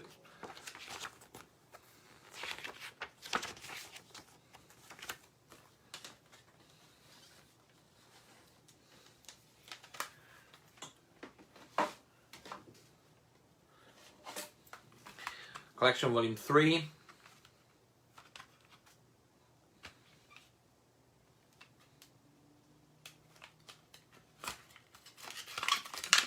Carefully get these out. Right.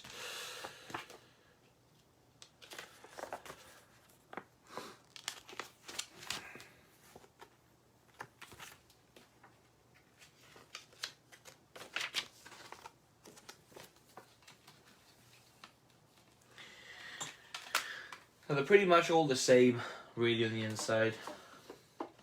Okay, so then you got volume 4. Now, on here, the CD is slightly different there. I wish I could find them so that they were all the same, but never mind, they're the same album, so.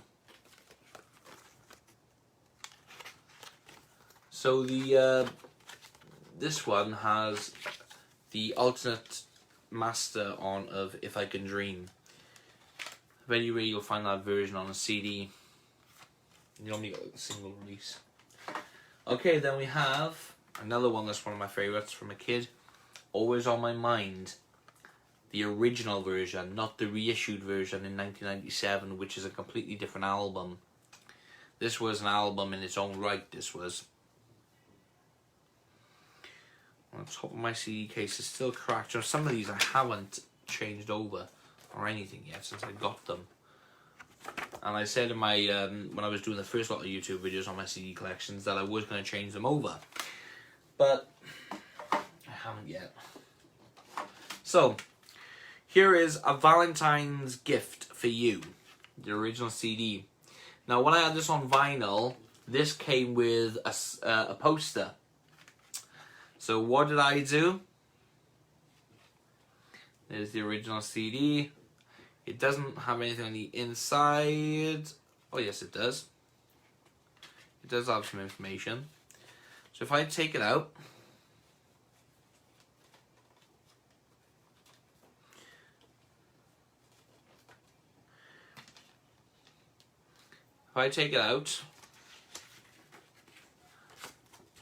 there's the information, but it has this with it as well. Because what I did was, I got the picture that was the poster inside the original vinyl, and I just printed it out and put it with it. It's a collector's thing.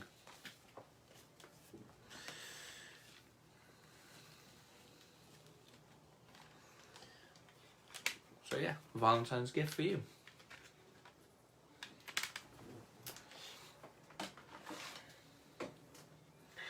And then you have a Reconsider Baby.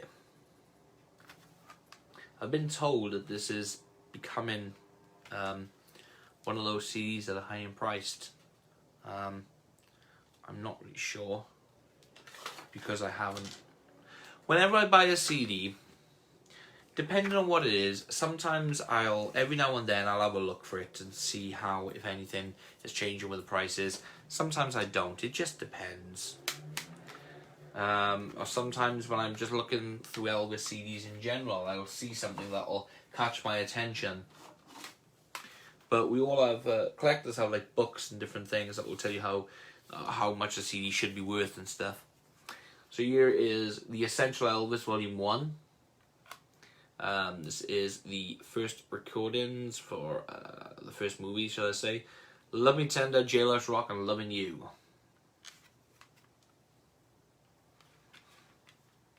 I remember having this as a kid on CD.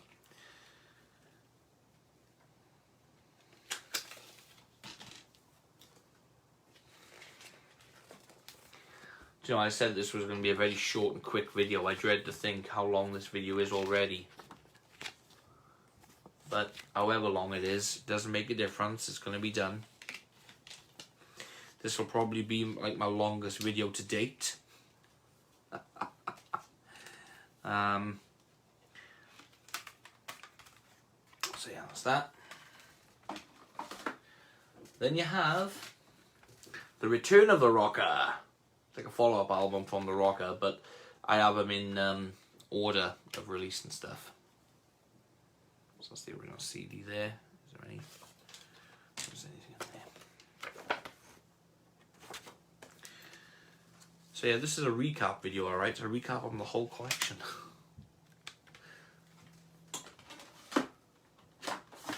And then you have Elvis, the Memphis Record. It's a pretty cool album. Again, some people actually dislike this album for some reason. I think it's a pretty cool album.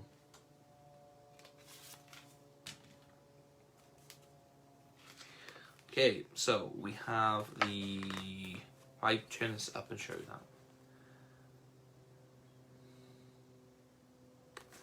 and then I'll show you the inside.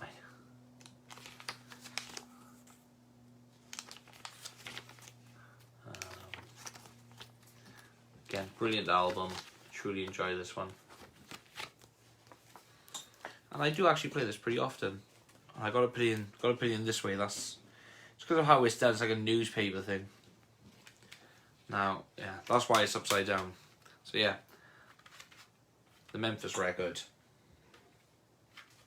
or the Memphis album, if you want to call it. Okay, now this box, I remember this was one of, if not the very first, I'd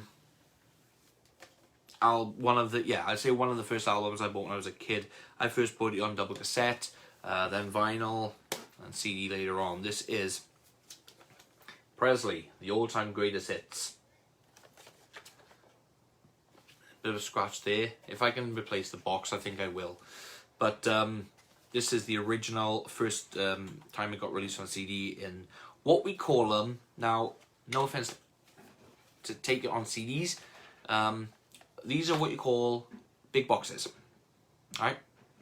And over the years, I like them, but over the years, sometimes they got reissued in standard cases, and I did have it on a standard case, but I got rid of it because this is how this is how they got released originally, first time. Let's take the booklet out. So I kept it like that. When it got reissued then, it got reissued with the booklet, basically that was the cover, like a slip booklet. So, some of them call these cases big cases. Some of them call them, they were originally known as fat cases.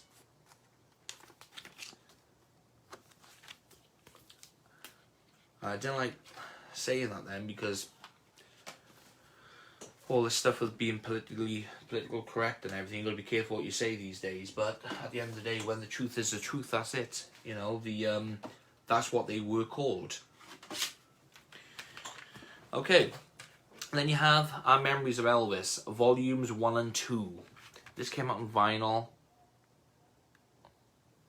Yeah, it's because of the what colour the font is. It's really faded. I can see it clearly, but it's faint as I put it in the camera. This got released as 2 volumes on LP and cassette. But when they brought it out on an original CD, it got released as both volumes on 1 disc. What I found funny is that the track listing is not on the back. Now that's the cover that was used for volume 2. Now I believe FTD as well, they've done volume 1 and 2, and they've also done a volume 3. But officially on RCA, only volume 1 and 2 was put out, and that's the original CD got released for the it's Elvis Time Records. That's the official release on CD of both volumes.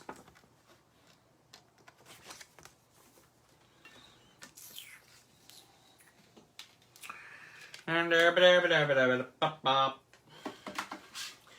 we have Elvis in Nashville.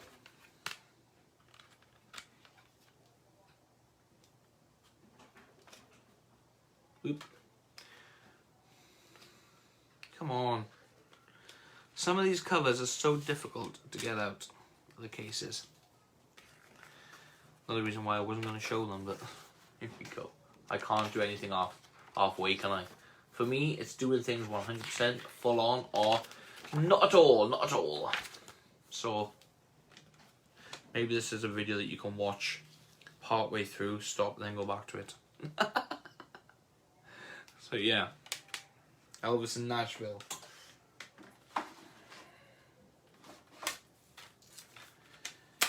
Okay, then we have, now this is one of my favorite concerts too. We have the alternate Aloha, the rehearsal show basically for the Aloha from Hawaii concert. Now, this CD is part of my collection because it's an original release. It's because of what it is. The mic, I don't play this CD at all. The sound on this CD is crap.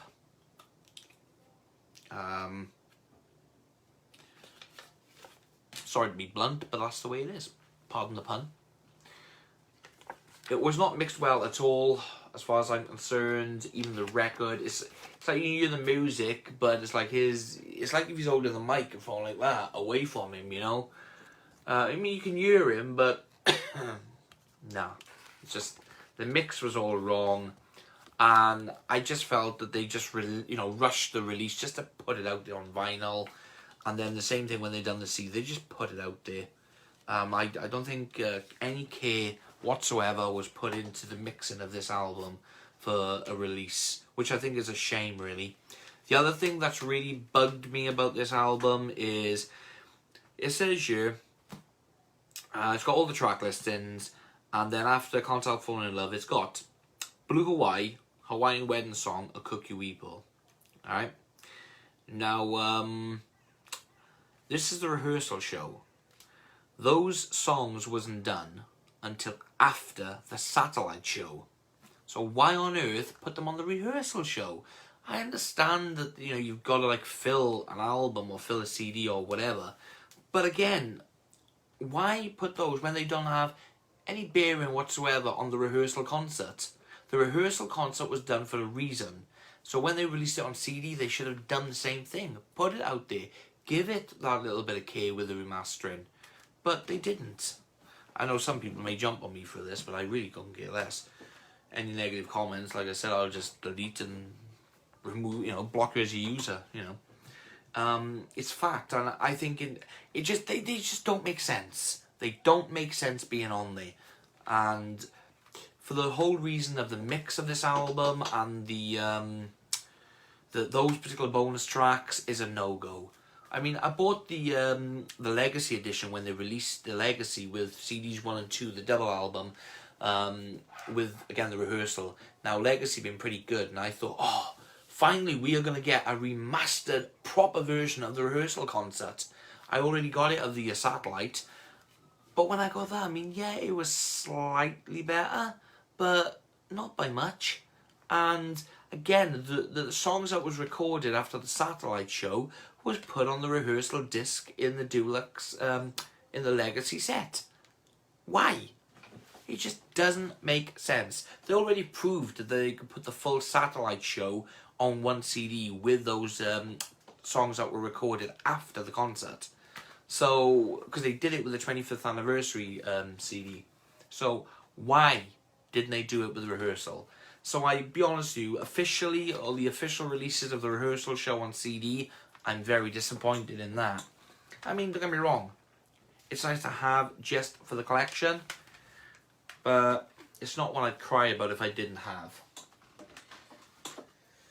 And I've got another version of that on CD, which is a lot better. And you'll see why when I come to it. Then we have, after that, we have Essential Elvis Volume 2.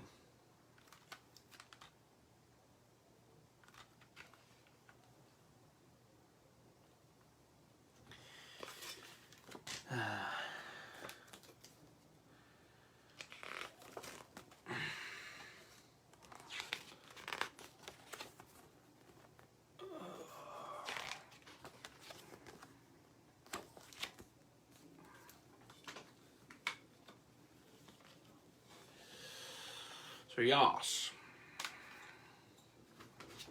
Essential Elvis Volume 2. This is a brilliant series. This is. I would normally put like collections of this together, but I decided to have them in release order. So okay, then you have one of my favorite CDs I enjoy playing. This is The Sound of Your Cry. Now this is a replicated version of the album by me, because you might have seen this cover go around a few times on CD and what have you, because it has been put out on CD, but not this version. Now, when they put this album out there, what happened was in 1989, it came up for an idea to release the album as it was on vinyl under the original title, The Sound of Your Cry. For one reason or another, it got dropped from release. However, they did release an album with this artwork, and they called it The Greatest Hits. And they changed the track listing, but they kept the artwork. However, this is The Sound of Your Cry because back in 1989, when it was going to put it out on CD, and they decided to change it, a few promos of the, or should I say a few advanced CDs was done for the record company, and they just got tucked away and just forgotten about, and obviously over the years just floated around. And I was lucky to get one of those advanced CDs, and it's actually it's not in that box, it's in the other box, which I will show you on another video. I was lucky enough to get one. I just done a copy of it, a backup copy, and I replicated the artwork, and I put on the bottom here advanced CD for release upon approval, because that's basically what it was, but it never got the approval. And I just, you know, put the single sleeve on the inside, and I designed that for the disc. Now there's the spine. Now, what have happened recently is pretty cool, because in recent years, after I did that one, the import CDs started coming out, and it got brought out as an import.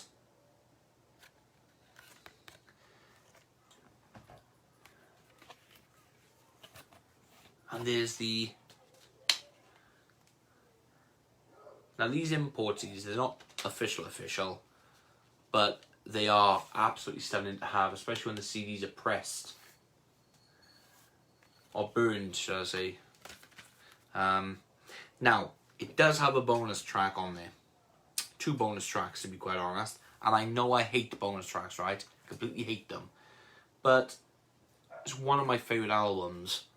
And it's become a collectible, because only, I think it was either 100 or 50 of these made worldwide, or 500 or whatever it was.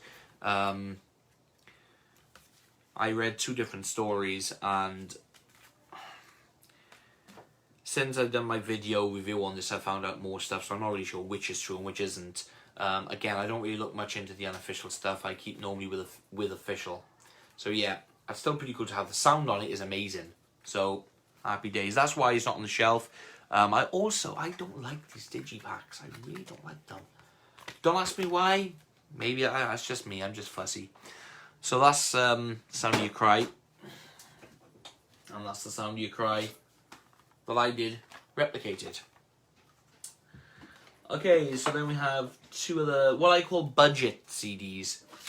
Elvis Presley Jailhouse Rock compilation. I've only got these in my CD collection simply because I had them as a kid on CD. I'm not sure what's on the inside. Oh, just advertisement. But yeah, I just got them in my collection because I've had them on CD. They're pretty good to have, actually. Hold back a lot of memories. I originally had this on cassette. And then we done another one then. The inside of the sleeve is the same, so I'm not going to show you the inside. They did the follow-up, which was Love Me Tender. And the store that I bought mine from, this CD, when I got it, had the price tag on it, and look. Now, only fans in the UK or friends that see this video will know what I'm talking about here. This is a store called Woolworths, or Woolworths, whichever way you want to pronounce it. That's the original tag, and you can just about see the price. This was £4.49. So basically, basically £4.50 rather than a penny. You know what I mean? So that's pretty cool to have. I like that. So I've kept it on there. Takes me way back to my childhood. Okay, so this one is a great CD that I listen to a lot. This is called The Lost Album. No, For the Asking it's called, but they also call it The Lost Album. Now this is the UK version of it, or the German version, whichever you want to call it, but distributed in the UK. I had this originally on cassette when I was a kid as well. It's got a lot of information about the album, but I do want to get the US version of this, because for me the artwork is much better in the US, because it's like a parcel, and because of the title of it, I think it delivers a lot more character to the album. So, however, though, the price of it has gone up and up, and I can't justify paying that amount when I've already basically got it. So for now, I'll stick with this until I can find it really cheap, or if I can get a good trade or something. But yeah, that's for the Lost Album, because what it was, there was an album that was going to be released, and if you look at my other videos on the CD, I do read this part out and explain to you about that album. So, okay, then we have the Great Performances. This was the first time for the song My Happiness to ever be put to CD, because it came out as a single as well. And there's the disc, and now she says, yeah, basically in line with the promotion for the volumes of the Great Performances on VHS, and when they got released.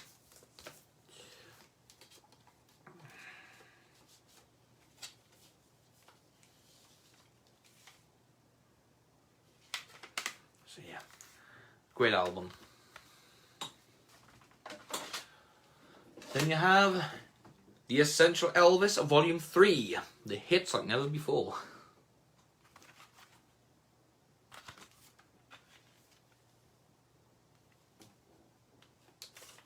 Sorry if you can hear any squeaking, it's the stool I'm sitting on, because the one part of it where I would put my foot normally is broke. It broke during the summer, and it was repaired, but I need to get another one.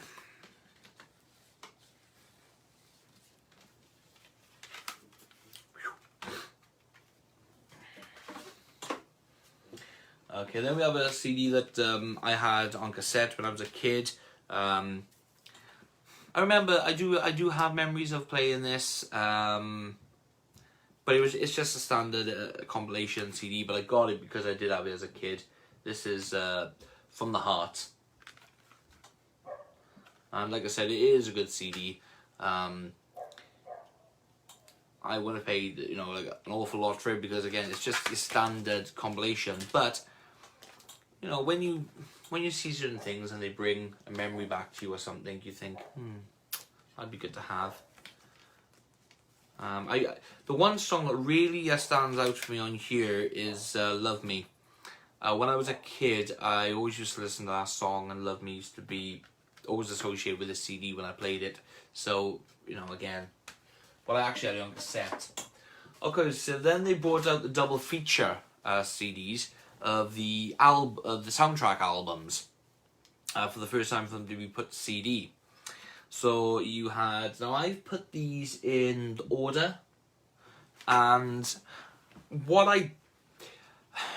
there's pros and cons, I think, with everything in life, you know, and that's just the way it is. You know, you can never get anything perfect.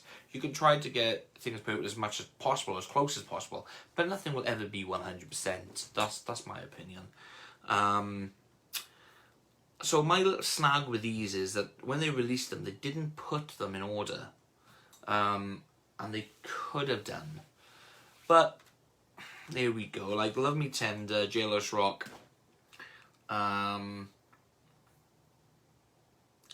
There was a few films that didn't have a proper soundtrack, so when they did these, it would have been good if they did them with all the movies, you know. But there we go. So on this double feature, you have Harem Holiday, as it is on here on the cover, and Girl Happy.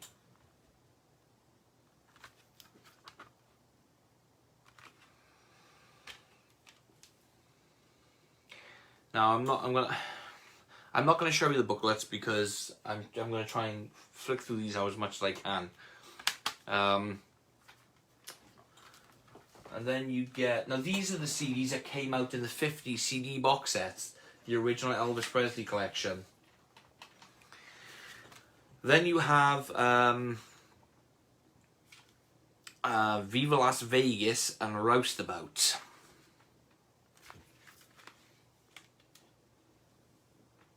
Yes, even though that does not look like an original CD, it is an original CD. I would tell you if it's not. And then you have It Happened at the World's Fair and Fun in Acapulco.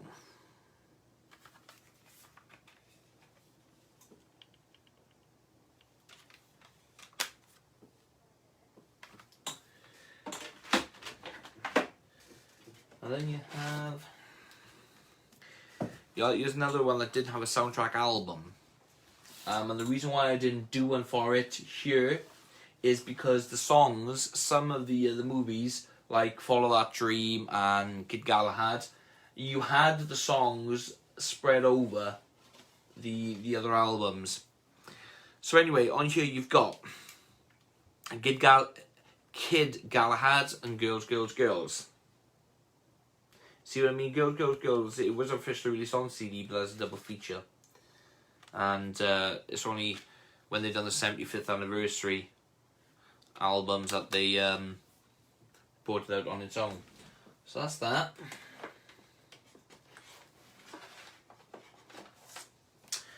Okay, now in between the double features releases on CD, they also brought out this CD, Elvis The Essential Collection.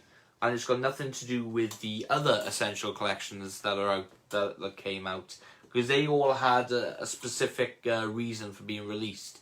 So, but this was a great release. I remember the advert for this and everything, and I remember buying this on CD. Okay, so then after that release, you had the other double features, which was, you had 3 with this one. You had Kissing Cousins, Clam Bake, plus Stay Away Joe.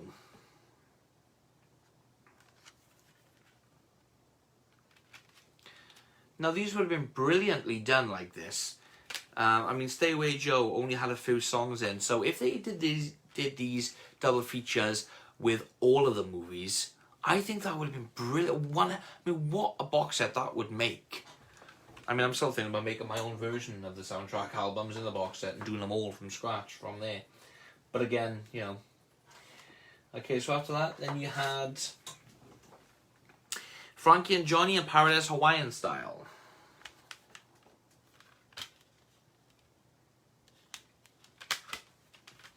So all of these soundtrack double features, I bought all of these from the Elvis Shop London. So check those out. Great, it's a great store. Then you got Spin Out and Double Trouble.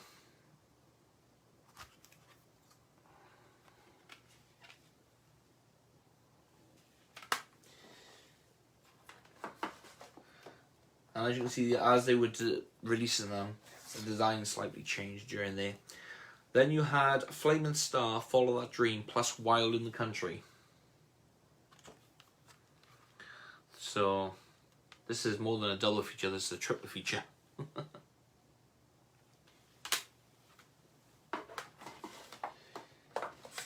Then you've got Easy Come, Easy Go, and Speedway.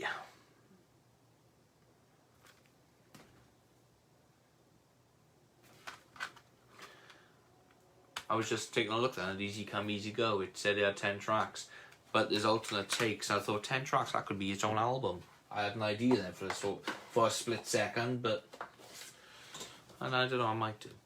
Okay, this is Live a Little, Love a Little, The Trouble with Girls, plus Charo and Change of Habit. So here you have 1, 2, 3, 4 basically, but Charo didn't have any particular songs done for it. When you think about it, I mean, you only had like 2. You had Charo, and Let's Forget About the Stars.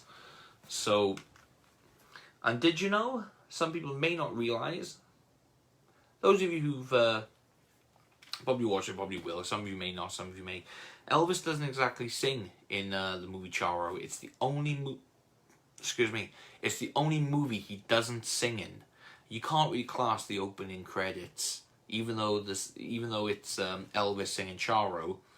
You can't really class that as him singing in the movie, because that's just the opening credits. It's a good movie, really good movie. Really underrated movie as well, because Elvis wanted to really play some serious roles, and I think that was one of them. And it doesn't get a lot of attention, but I think it's a brilliant movie. Okay, so here's 100 Years From Now, The Essential Elvis Volume 4. Nope.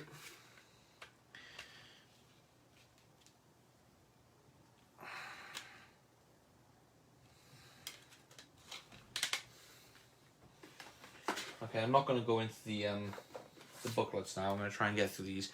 Here's another one of my favourite albums. This is Great Country Songs. I didn't realise that. I was trying to get through this as quick as I could. Maybe I shouldn't have showed you any of the booklets on the others. Probably would have been done by now, but it is what it is, isn't it? So, great compilation, that is. And then you have, okay, this is a bootleg. This is a bootleg. This originally came out as a double CD, as a bootleg, but I decided to do my own version of it, edit the cover slightly, and and I made it down into one CD in the end for myself. This is Night Fever in Vegas, the complete August 30th, 1974, 3 a.m. night show. And this is the show where someone shouts out, "I love you, Elvis," and he goes, "I don't take that for granted." And someone says, "I hate you, Elvis." An American Trilogy is the next song, but just before it starts up, Elvis goes, "You." Alright, you get what I mean? I can't say it because I don't use any bad language. But when someone shouts out, "Well, I hate you, Elvis," can you imagine Elvis's reaction? I think you get the picture. So this is my own version of that concert, complete.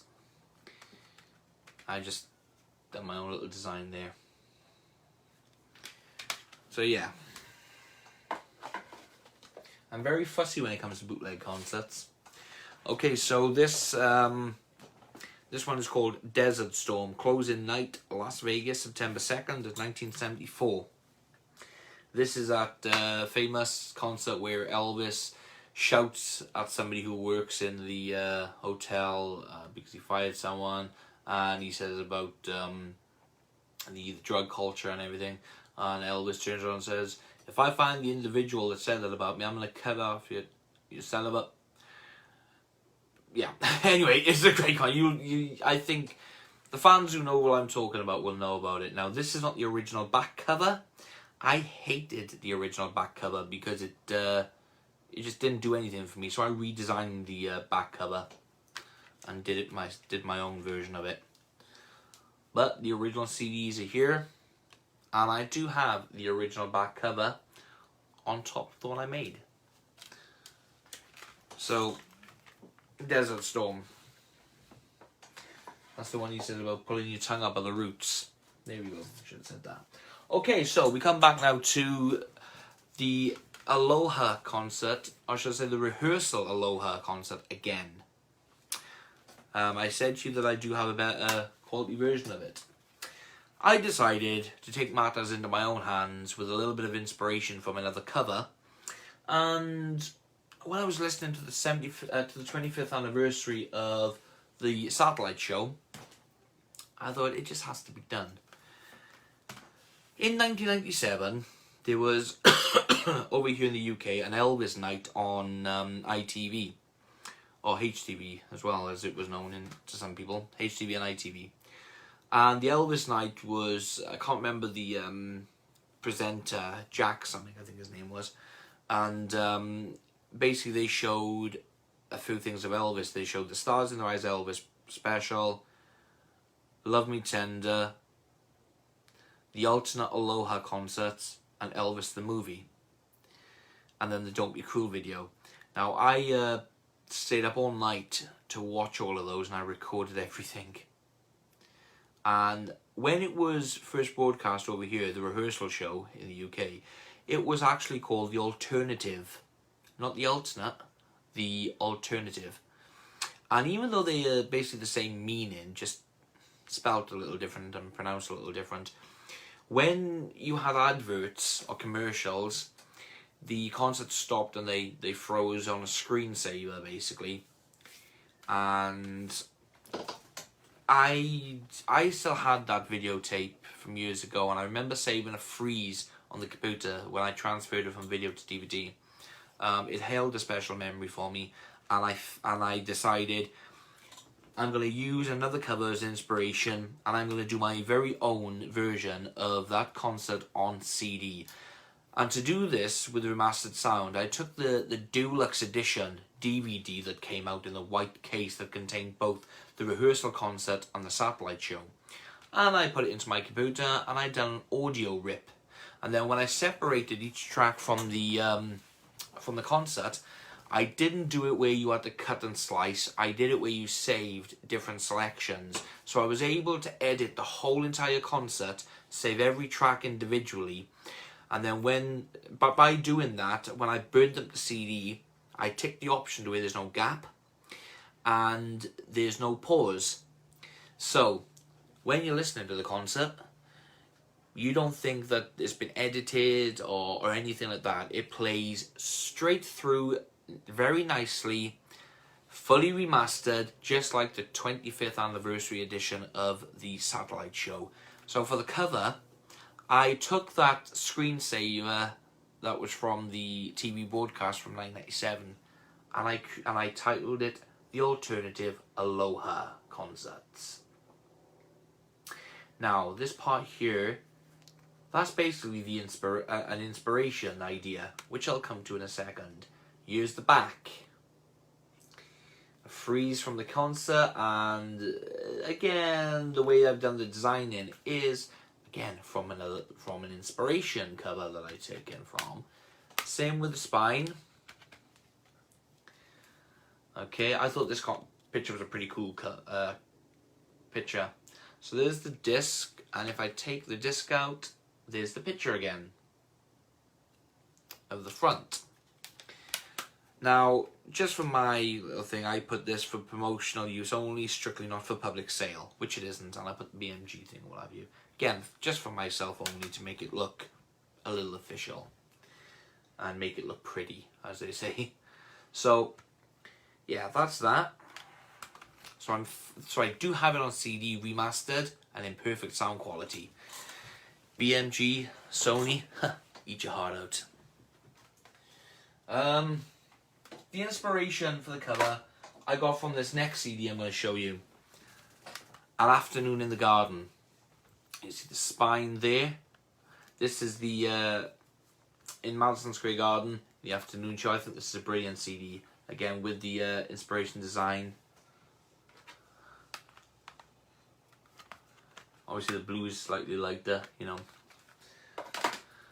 This is a fantastic concert. The sound is amazing.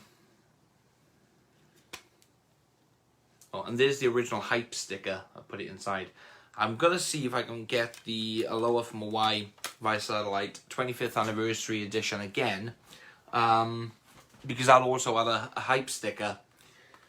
Mine doesn't have the hype sticker, so I'm going to try and see if I can get another one, but I'm not going to worry about paying too much about it. So yeah, that's An Afternoon in the Garden, my customized Aloha. Okay, so in 1997 they brought out Always on My Mind again, but this was called the Ultimate Love Songs Collection.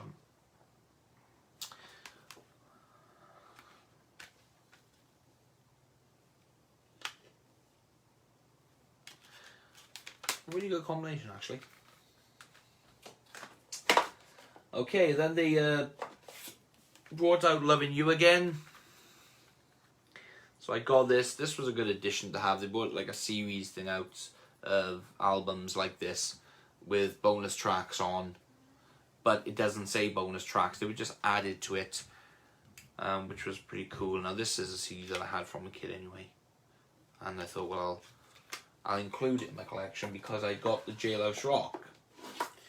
Because I like this CD because it contains Jailhouse Rock and Love Me Tender as a soundtrack, but it had the movie versions of things. And even though I have the Essential Elvis, this had more of the complete songs with the endings edited. So I really like this. But because it was brought out in this series, is the reason why I've got Lovin' You and also King Creole in the same series.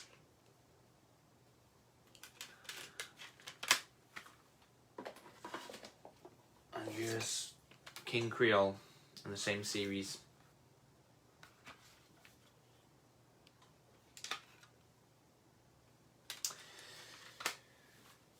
Okay, then we have Elvis, A Touch of Platinum, A Life in Music, Volume 1. This is a 2 CD set. And these feature, including many rare performances, deluxe 28-page booklet. And these actually do include some alternate takes and rare versions, which is, again, it's a compilation that I really enjoy listening to. Like I said, I'm not going to show you the booklet. I'm going to try and get through this now as much and as quick as I can. My daughter will be cursing me like crazy now. She's going, "Daddy, you promised to get my bike out." And I'll go, "Whoops, sorry." So yeah, Touch of Platinum, Life in Music Volume 2. And it's the same sort of format, alternate takes and concert performances and what have you.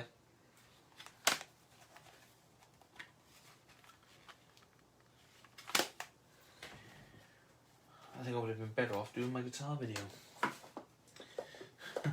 Okay, Elvis the concert. This is brilliant. This is where he's up on the screen and the TCB band is playing on the stage.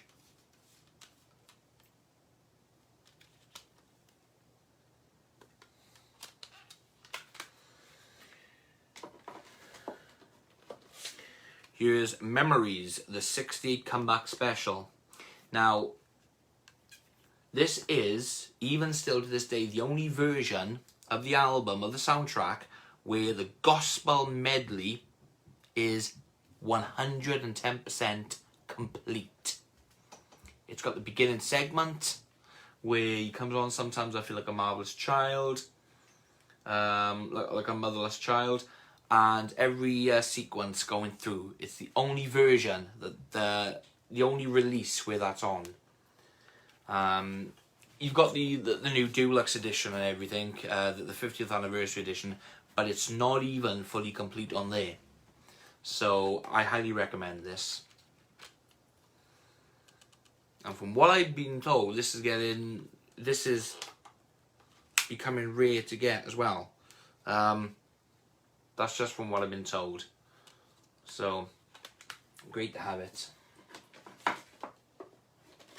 Okay, Elvis, Rhythm and Country, Essential Elvis, Volume 5.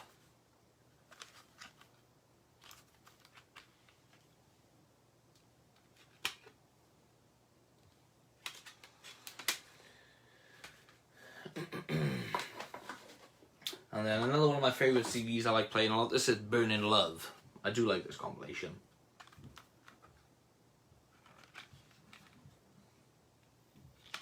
Advertising that one as well.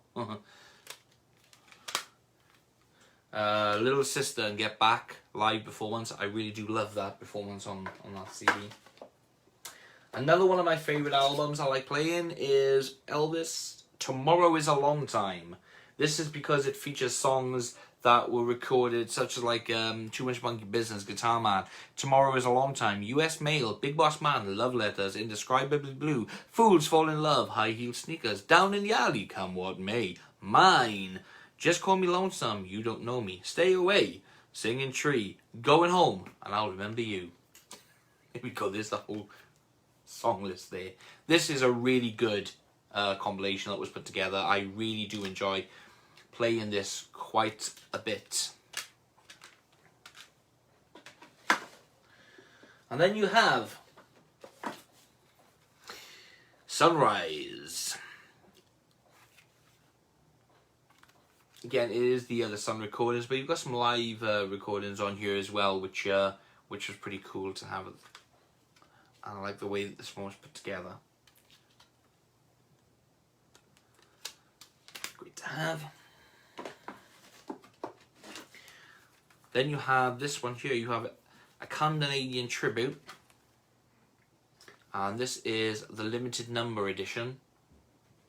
My limited number is 34030, because the ones you can find now, you can get them and they're not numbered, you see. But this is one of the numbered ones. Really cool to have. Okay, Cut Me and I Bleed is this one. The Other Side of Elvis. Now, a lot of people, a lot of fans, to this day still think that Elvis never swore, and Elvis never did this, and Elvis never did that. I think it's because either they don't know, or they just don't want to accept the fact. But there we go, the fact is he did. This is The Other Side of Elvis, alternate, humorous, and sometimes studio home and live recorded tracks. This is a bootleg, it's not an official release. But there are some takes on you, like Stranger in My Hometown, and some of the other tracks. They've actually been used on official releases, and you can tell because of by how the song is done. But you can tell they've also been edited slightly, because if there wasn't, you'd hear things you probably wouldn't expect to hear. But if you get this CD, you hear them because they're all complete. But if you're easily offended, don't buy it. In fact, I actually don't like the original, because this is the original CD, but I don't like the I wasn't a fan of how the back cover was done, so I redesigned it and done my own version, and I put a little warning at the back. Warning, this CD contains explicit language. See inside for track information. And it does give you that information on the inside booklet, which I'm not going to show, obviously, because I'm trying to get through these as fast as I can. Okay, this was a friend of mine in Sweden, Miguel. He sent me this as a gift. I really like this. This is Bilgo's Gold Cuts. Never really seen this CD anywhere before. Obviously, it is, as you can see, a simple import put together.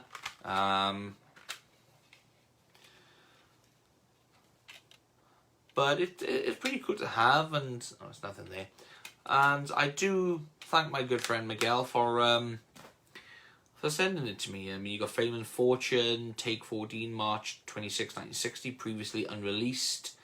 Shopping Around, Takes 9 and 10, April 27th, 1960. So you got different alternate takes here, and rehearsals, and stuff from Elvis on... stuff from Elvis, That's the Way It Is, and Elvis on Tour, and so forth. So, yeah, thank you so much, buddy, for this. Really appreciate that. So, yeah, that's that one. Okay, then you have The Essential Elvis Volume 6, Such a Night.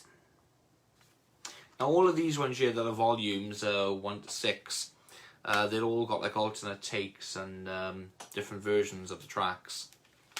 So, yeah. That's the last in the series. Okay, then you got an FTD DVD here, which is, again, I've done my own versions of certain ones. This is Elvis Tucson 76. A live concert. For me to have certain live concerts, they've got to have a meaning for them. Which, again, if you look at all my other videos, you'll see why.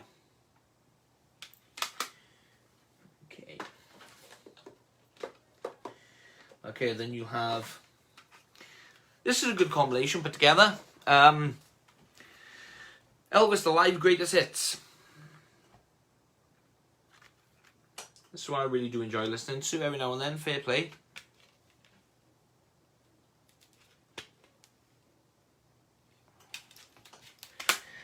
And then you've got We're almost at the end now, we are. Thank goodness. Why did I choose to do this video all as one video? Why can't I separate it? Anyway, world record, longest video. I don't care. Put me down for the Guinness World Book of Records. Elvis, the Ultimate Collection. This is a 4 CD set.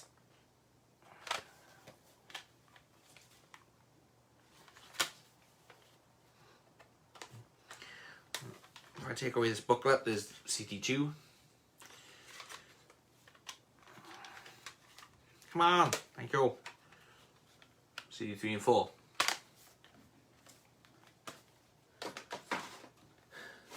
Then you've got Love Elvis.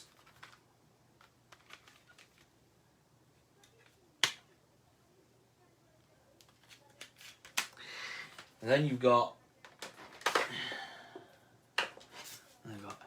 Elvis by the Presleys. Really enjoyable CD this is. Really enjoyable.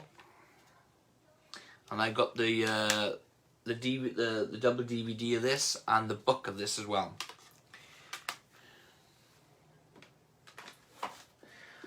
Then I have the complete $1 Million Quartet: Elvis Presley, Carl Perkins, Jerry Lee Lewis, and Johnny Cash. There's a few versions of the CD released out there, but this is the complete version containing all the tracks, all the recordings that were done that day. So it's pretty cool to have.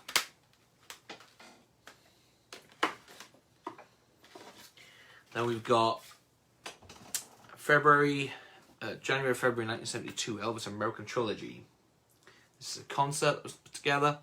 There were some bonus tracks on here, but I took them off when I burnt my own version of the CD. This is the first time that Elvis sang You Gave Me a Mountain. No, was it that one? Or was it another one? Or is it It's Impossible? It's Impossible, I think. Yeah, it's like... Because I'm trying to get through them. My mind is going just a little bit going... So, it's the first time he performed one of the songs. Or is it the first time he opened up a CC Rider? Anyway. Then you've got a compilation. This is The King. I only got this because it was an anniversary thing that came out. And there hadn't been a compilation done for a while. So they brought this out and they used this year, the silhouette year. So that's where they originally came from. There's the back, double CD. Nothing really apart from a crown on there. So, good combination of the hits. Then you've got a friend of mine sent me this, Rossi 73. I love you, buddy. Love you, brother. This is Elvis Back with a Bang. A fantastic concert. The sound on here is amazing. No bonus tracks either. Brilliant story, brilliant information in the booklet. Great pictures. Sound is amazing. This is actually the album where on the box set, Walk a Mile in My Shoes, you've got the song You're the Reason I'm Living, and that was the first time it got released. This is the actual concert that recording come from, and the sound for the whole concert is fantastic. So there we go. You're the Reason I'm Leaving. You're the Reason I'm Living, sorry. Then you got Elvis Christmas Duets.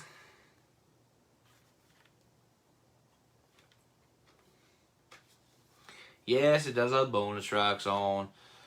Only a few, but I'm not too bothered about it. It's a Christmas album. It gets plays once a year, for goodness sake.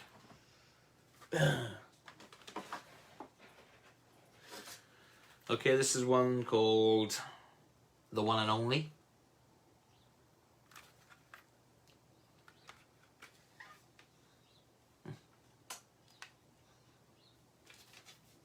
It's got a bit of a smoky smell to it. I know where that comes from. The One and Only. Then we've got Lovin' with Elvis, 20 Favorite Love Songs. Some of these I might get rid of, to be quite honest.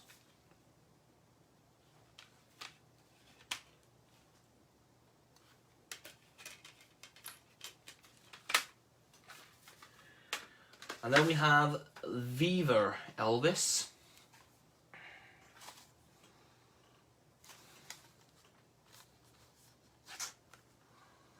I did have the double version of this CD, but the double version contained, CD1 was Viva Elvis, the album, and CD2 was the hits as they originally were. I wasn't too bothered about stuff like that. So, yeah, I just went with the standard version.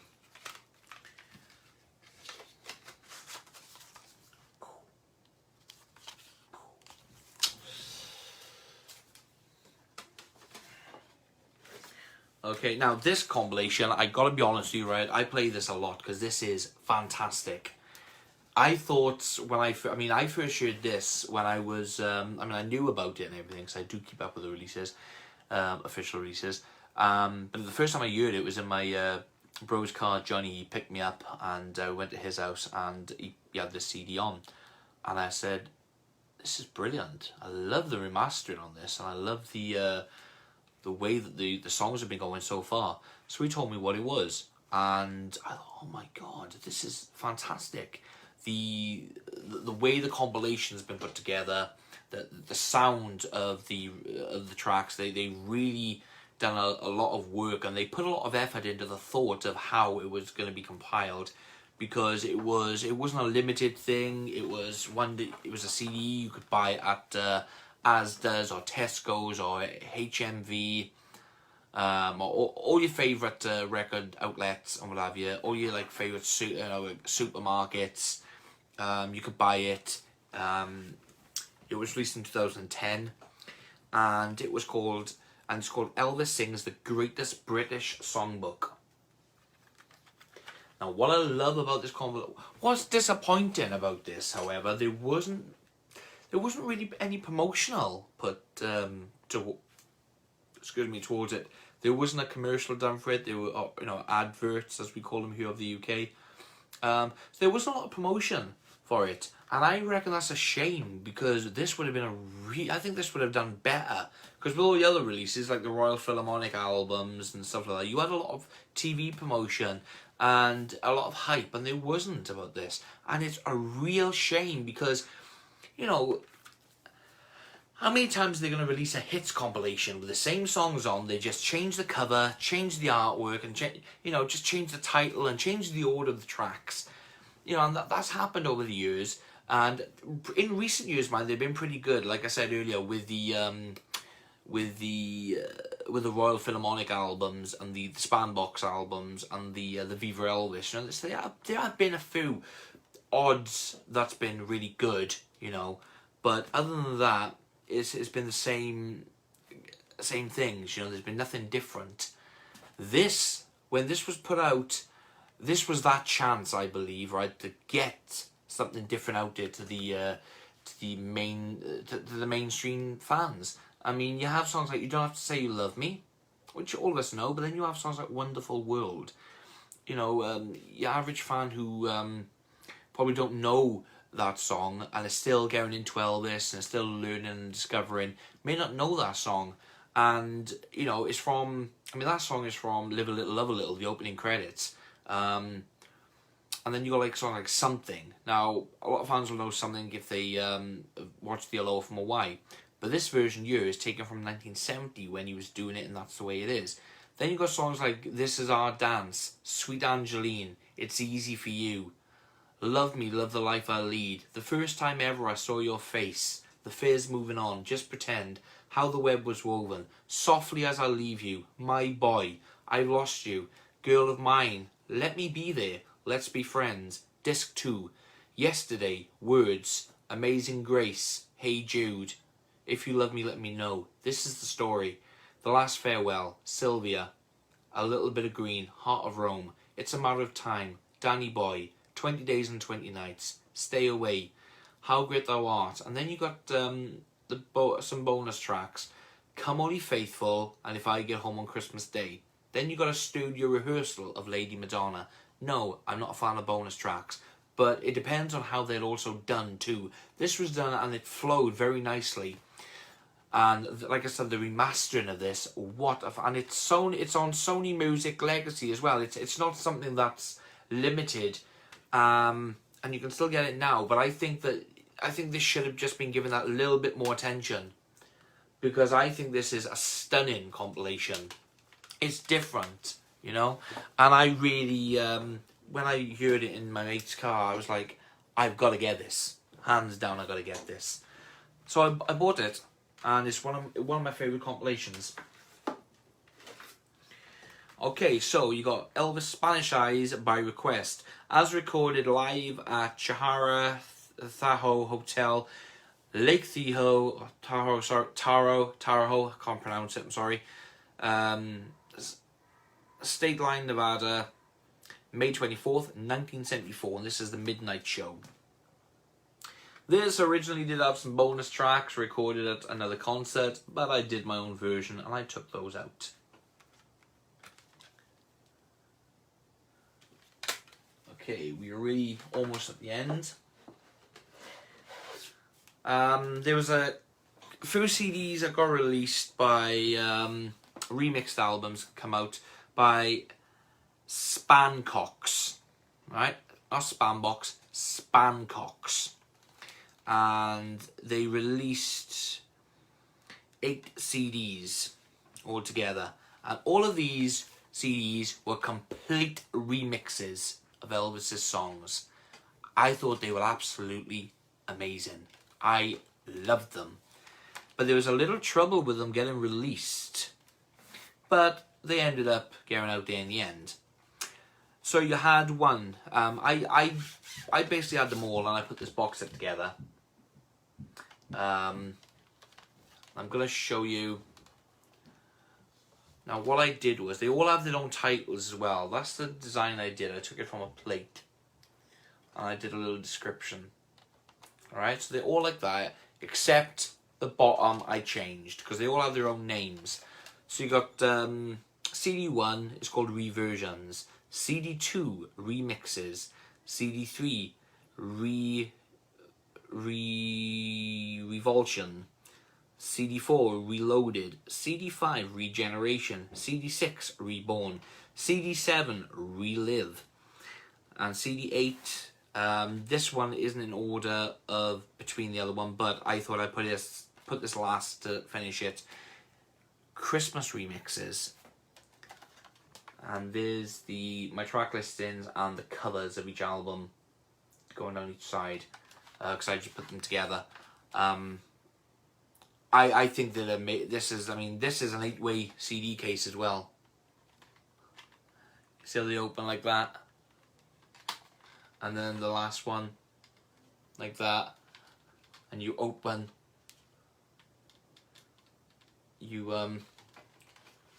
I don't want to drop this. You open it like that. So yeah, this was originally a 6-way CD case. It's now an 8 CD case.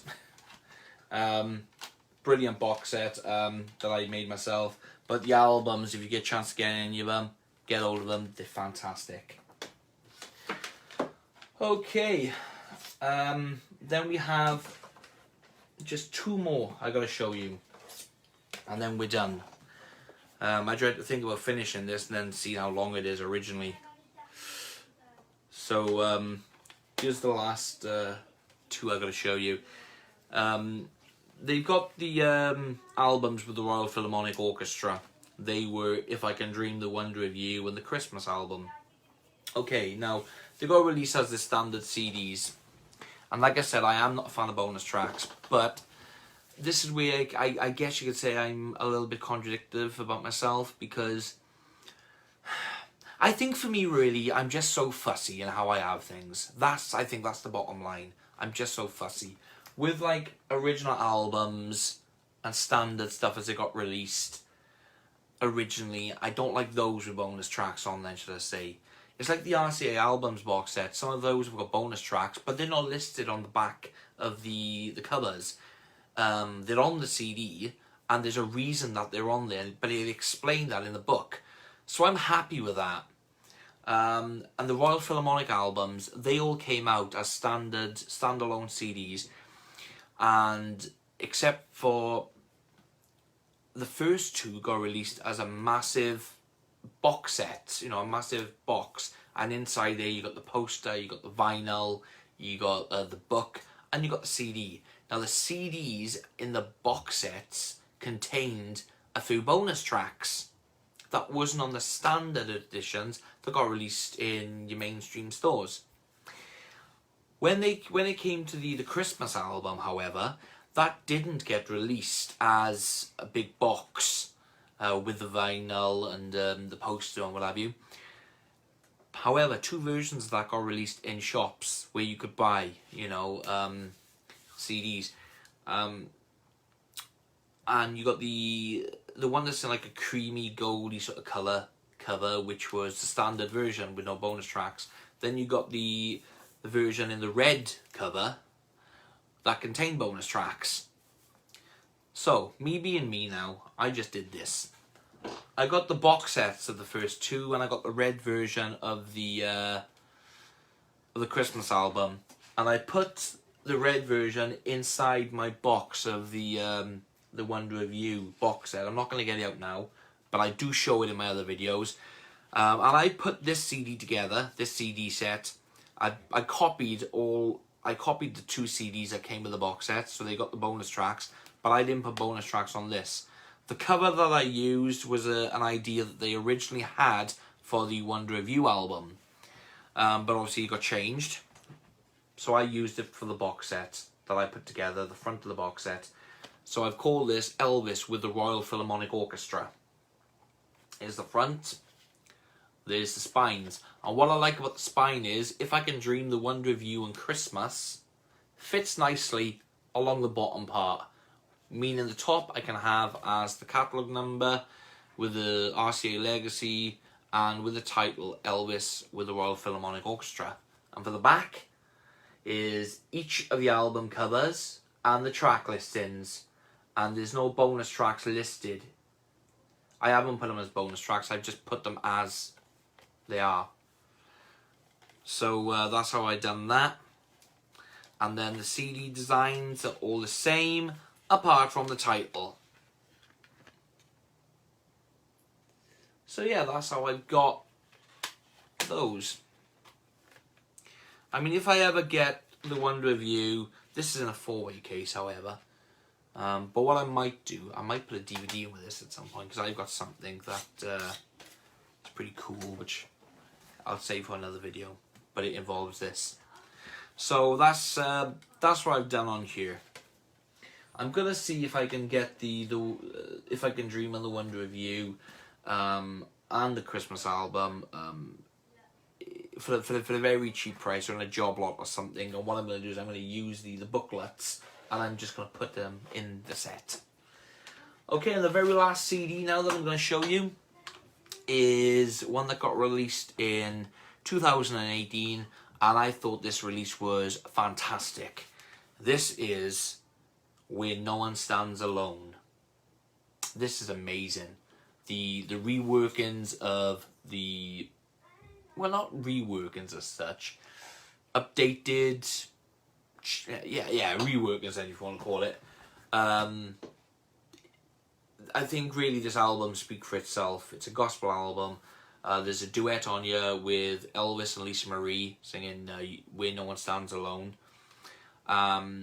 They've changed the song Saved, which is part of the gospel medley from the 6-day comeback, but they've done it now as its own studio recorded song. I think it's brilliant the way they've done it. What you can do with music and technology these days are amazing, you know. So yeah, this is again another album that I played quite a bit because it's absolutely brilliant.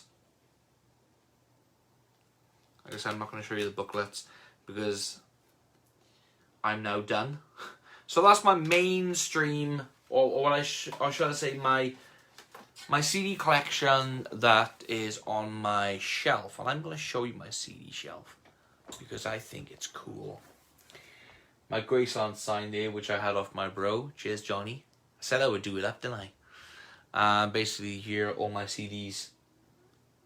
And these are like shelves, like a unit, which is stuck to the wall, and they're like, like little drawers basically, you know, like little cabinets that you can just, when they're not in use, pull out. So yeah, that's them.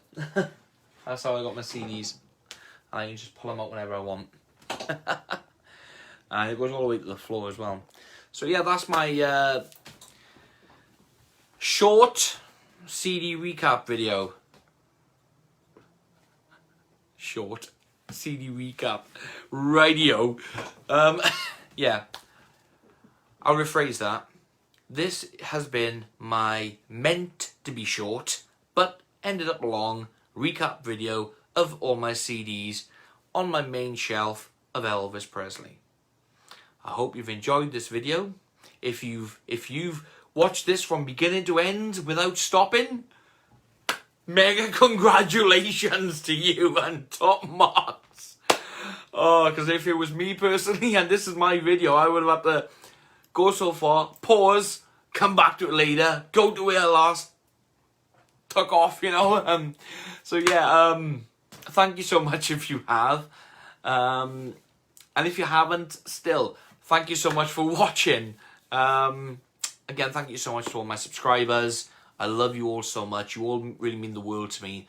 And I hope that even though there's a lot of restrictions that's now lifted and everything, I know that in different parts of the world, there are different restrictions in place. Thank you so much. Keep safe and keep well. And God bless. Thank you.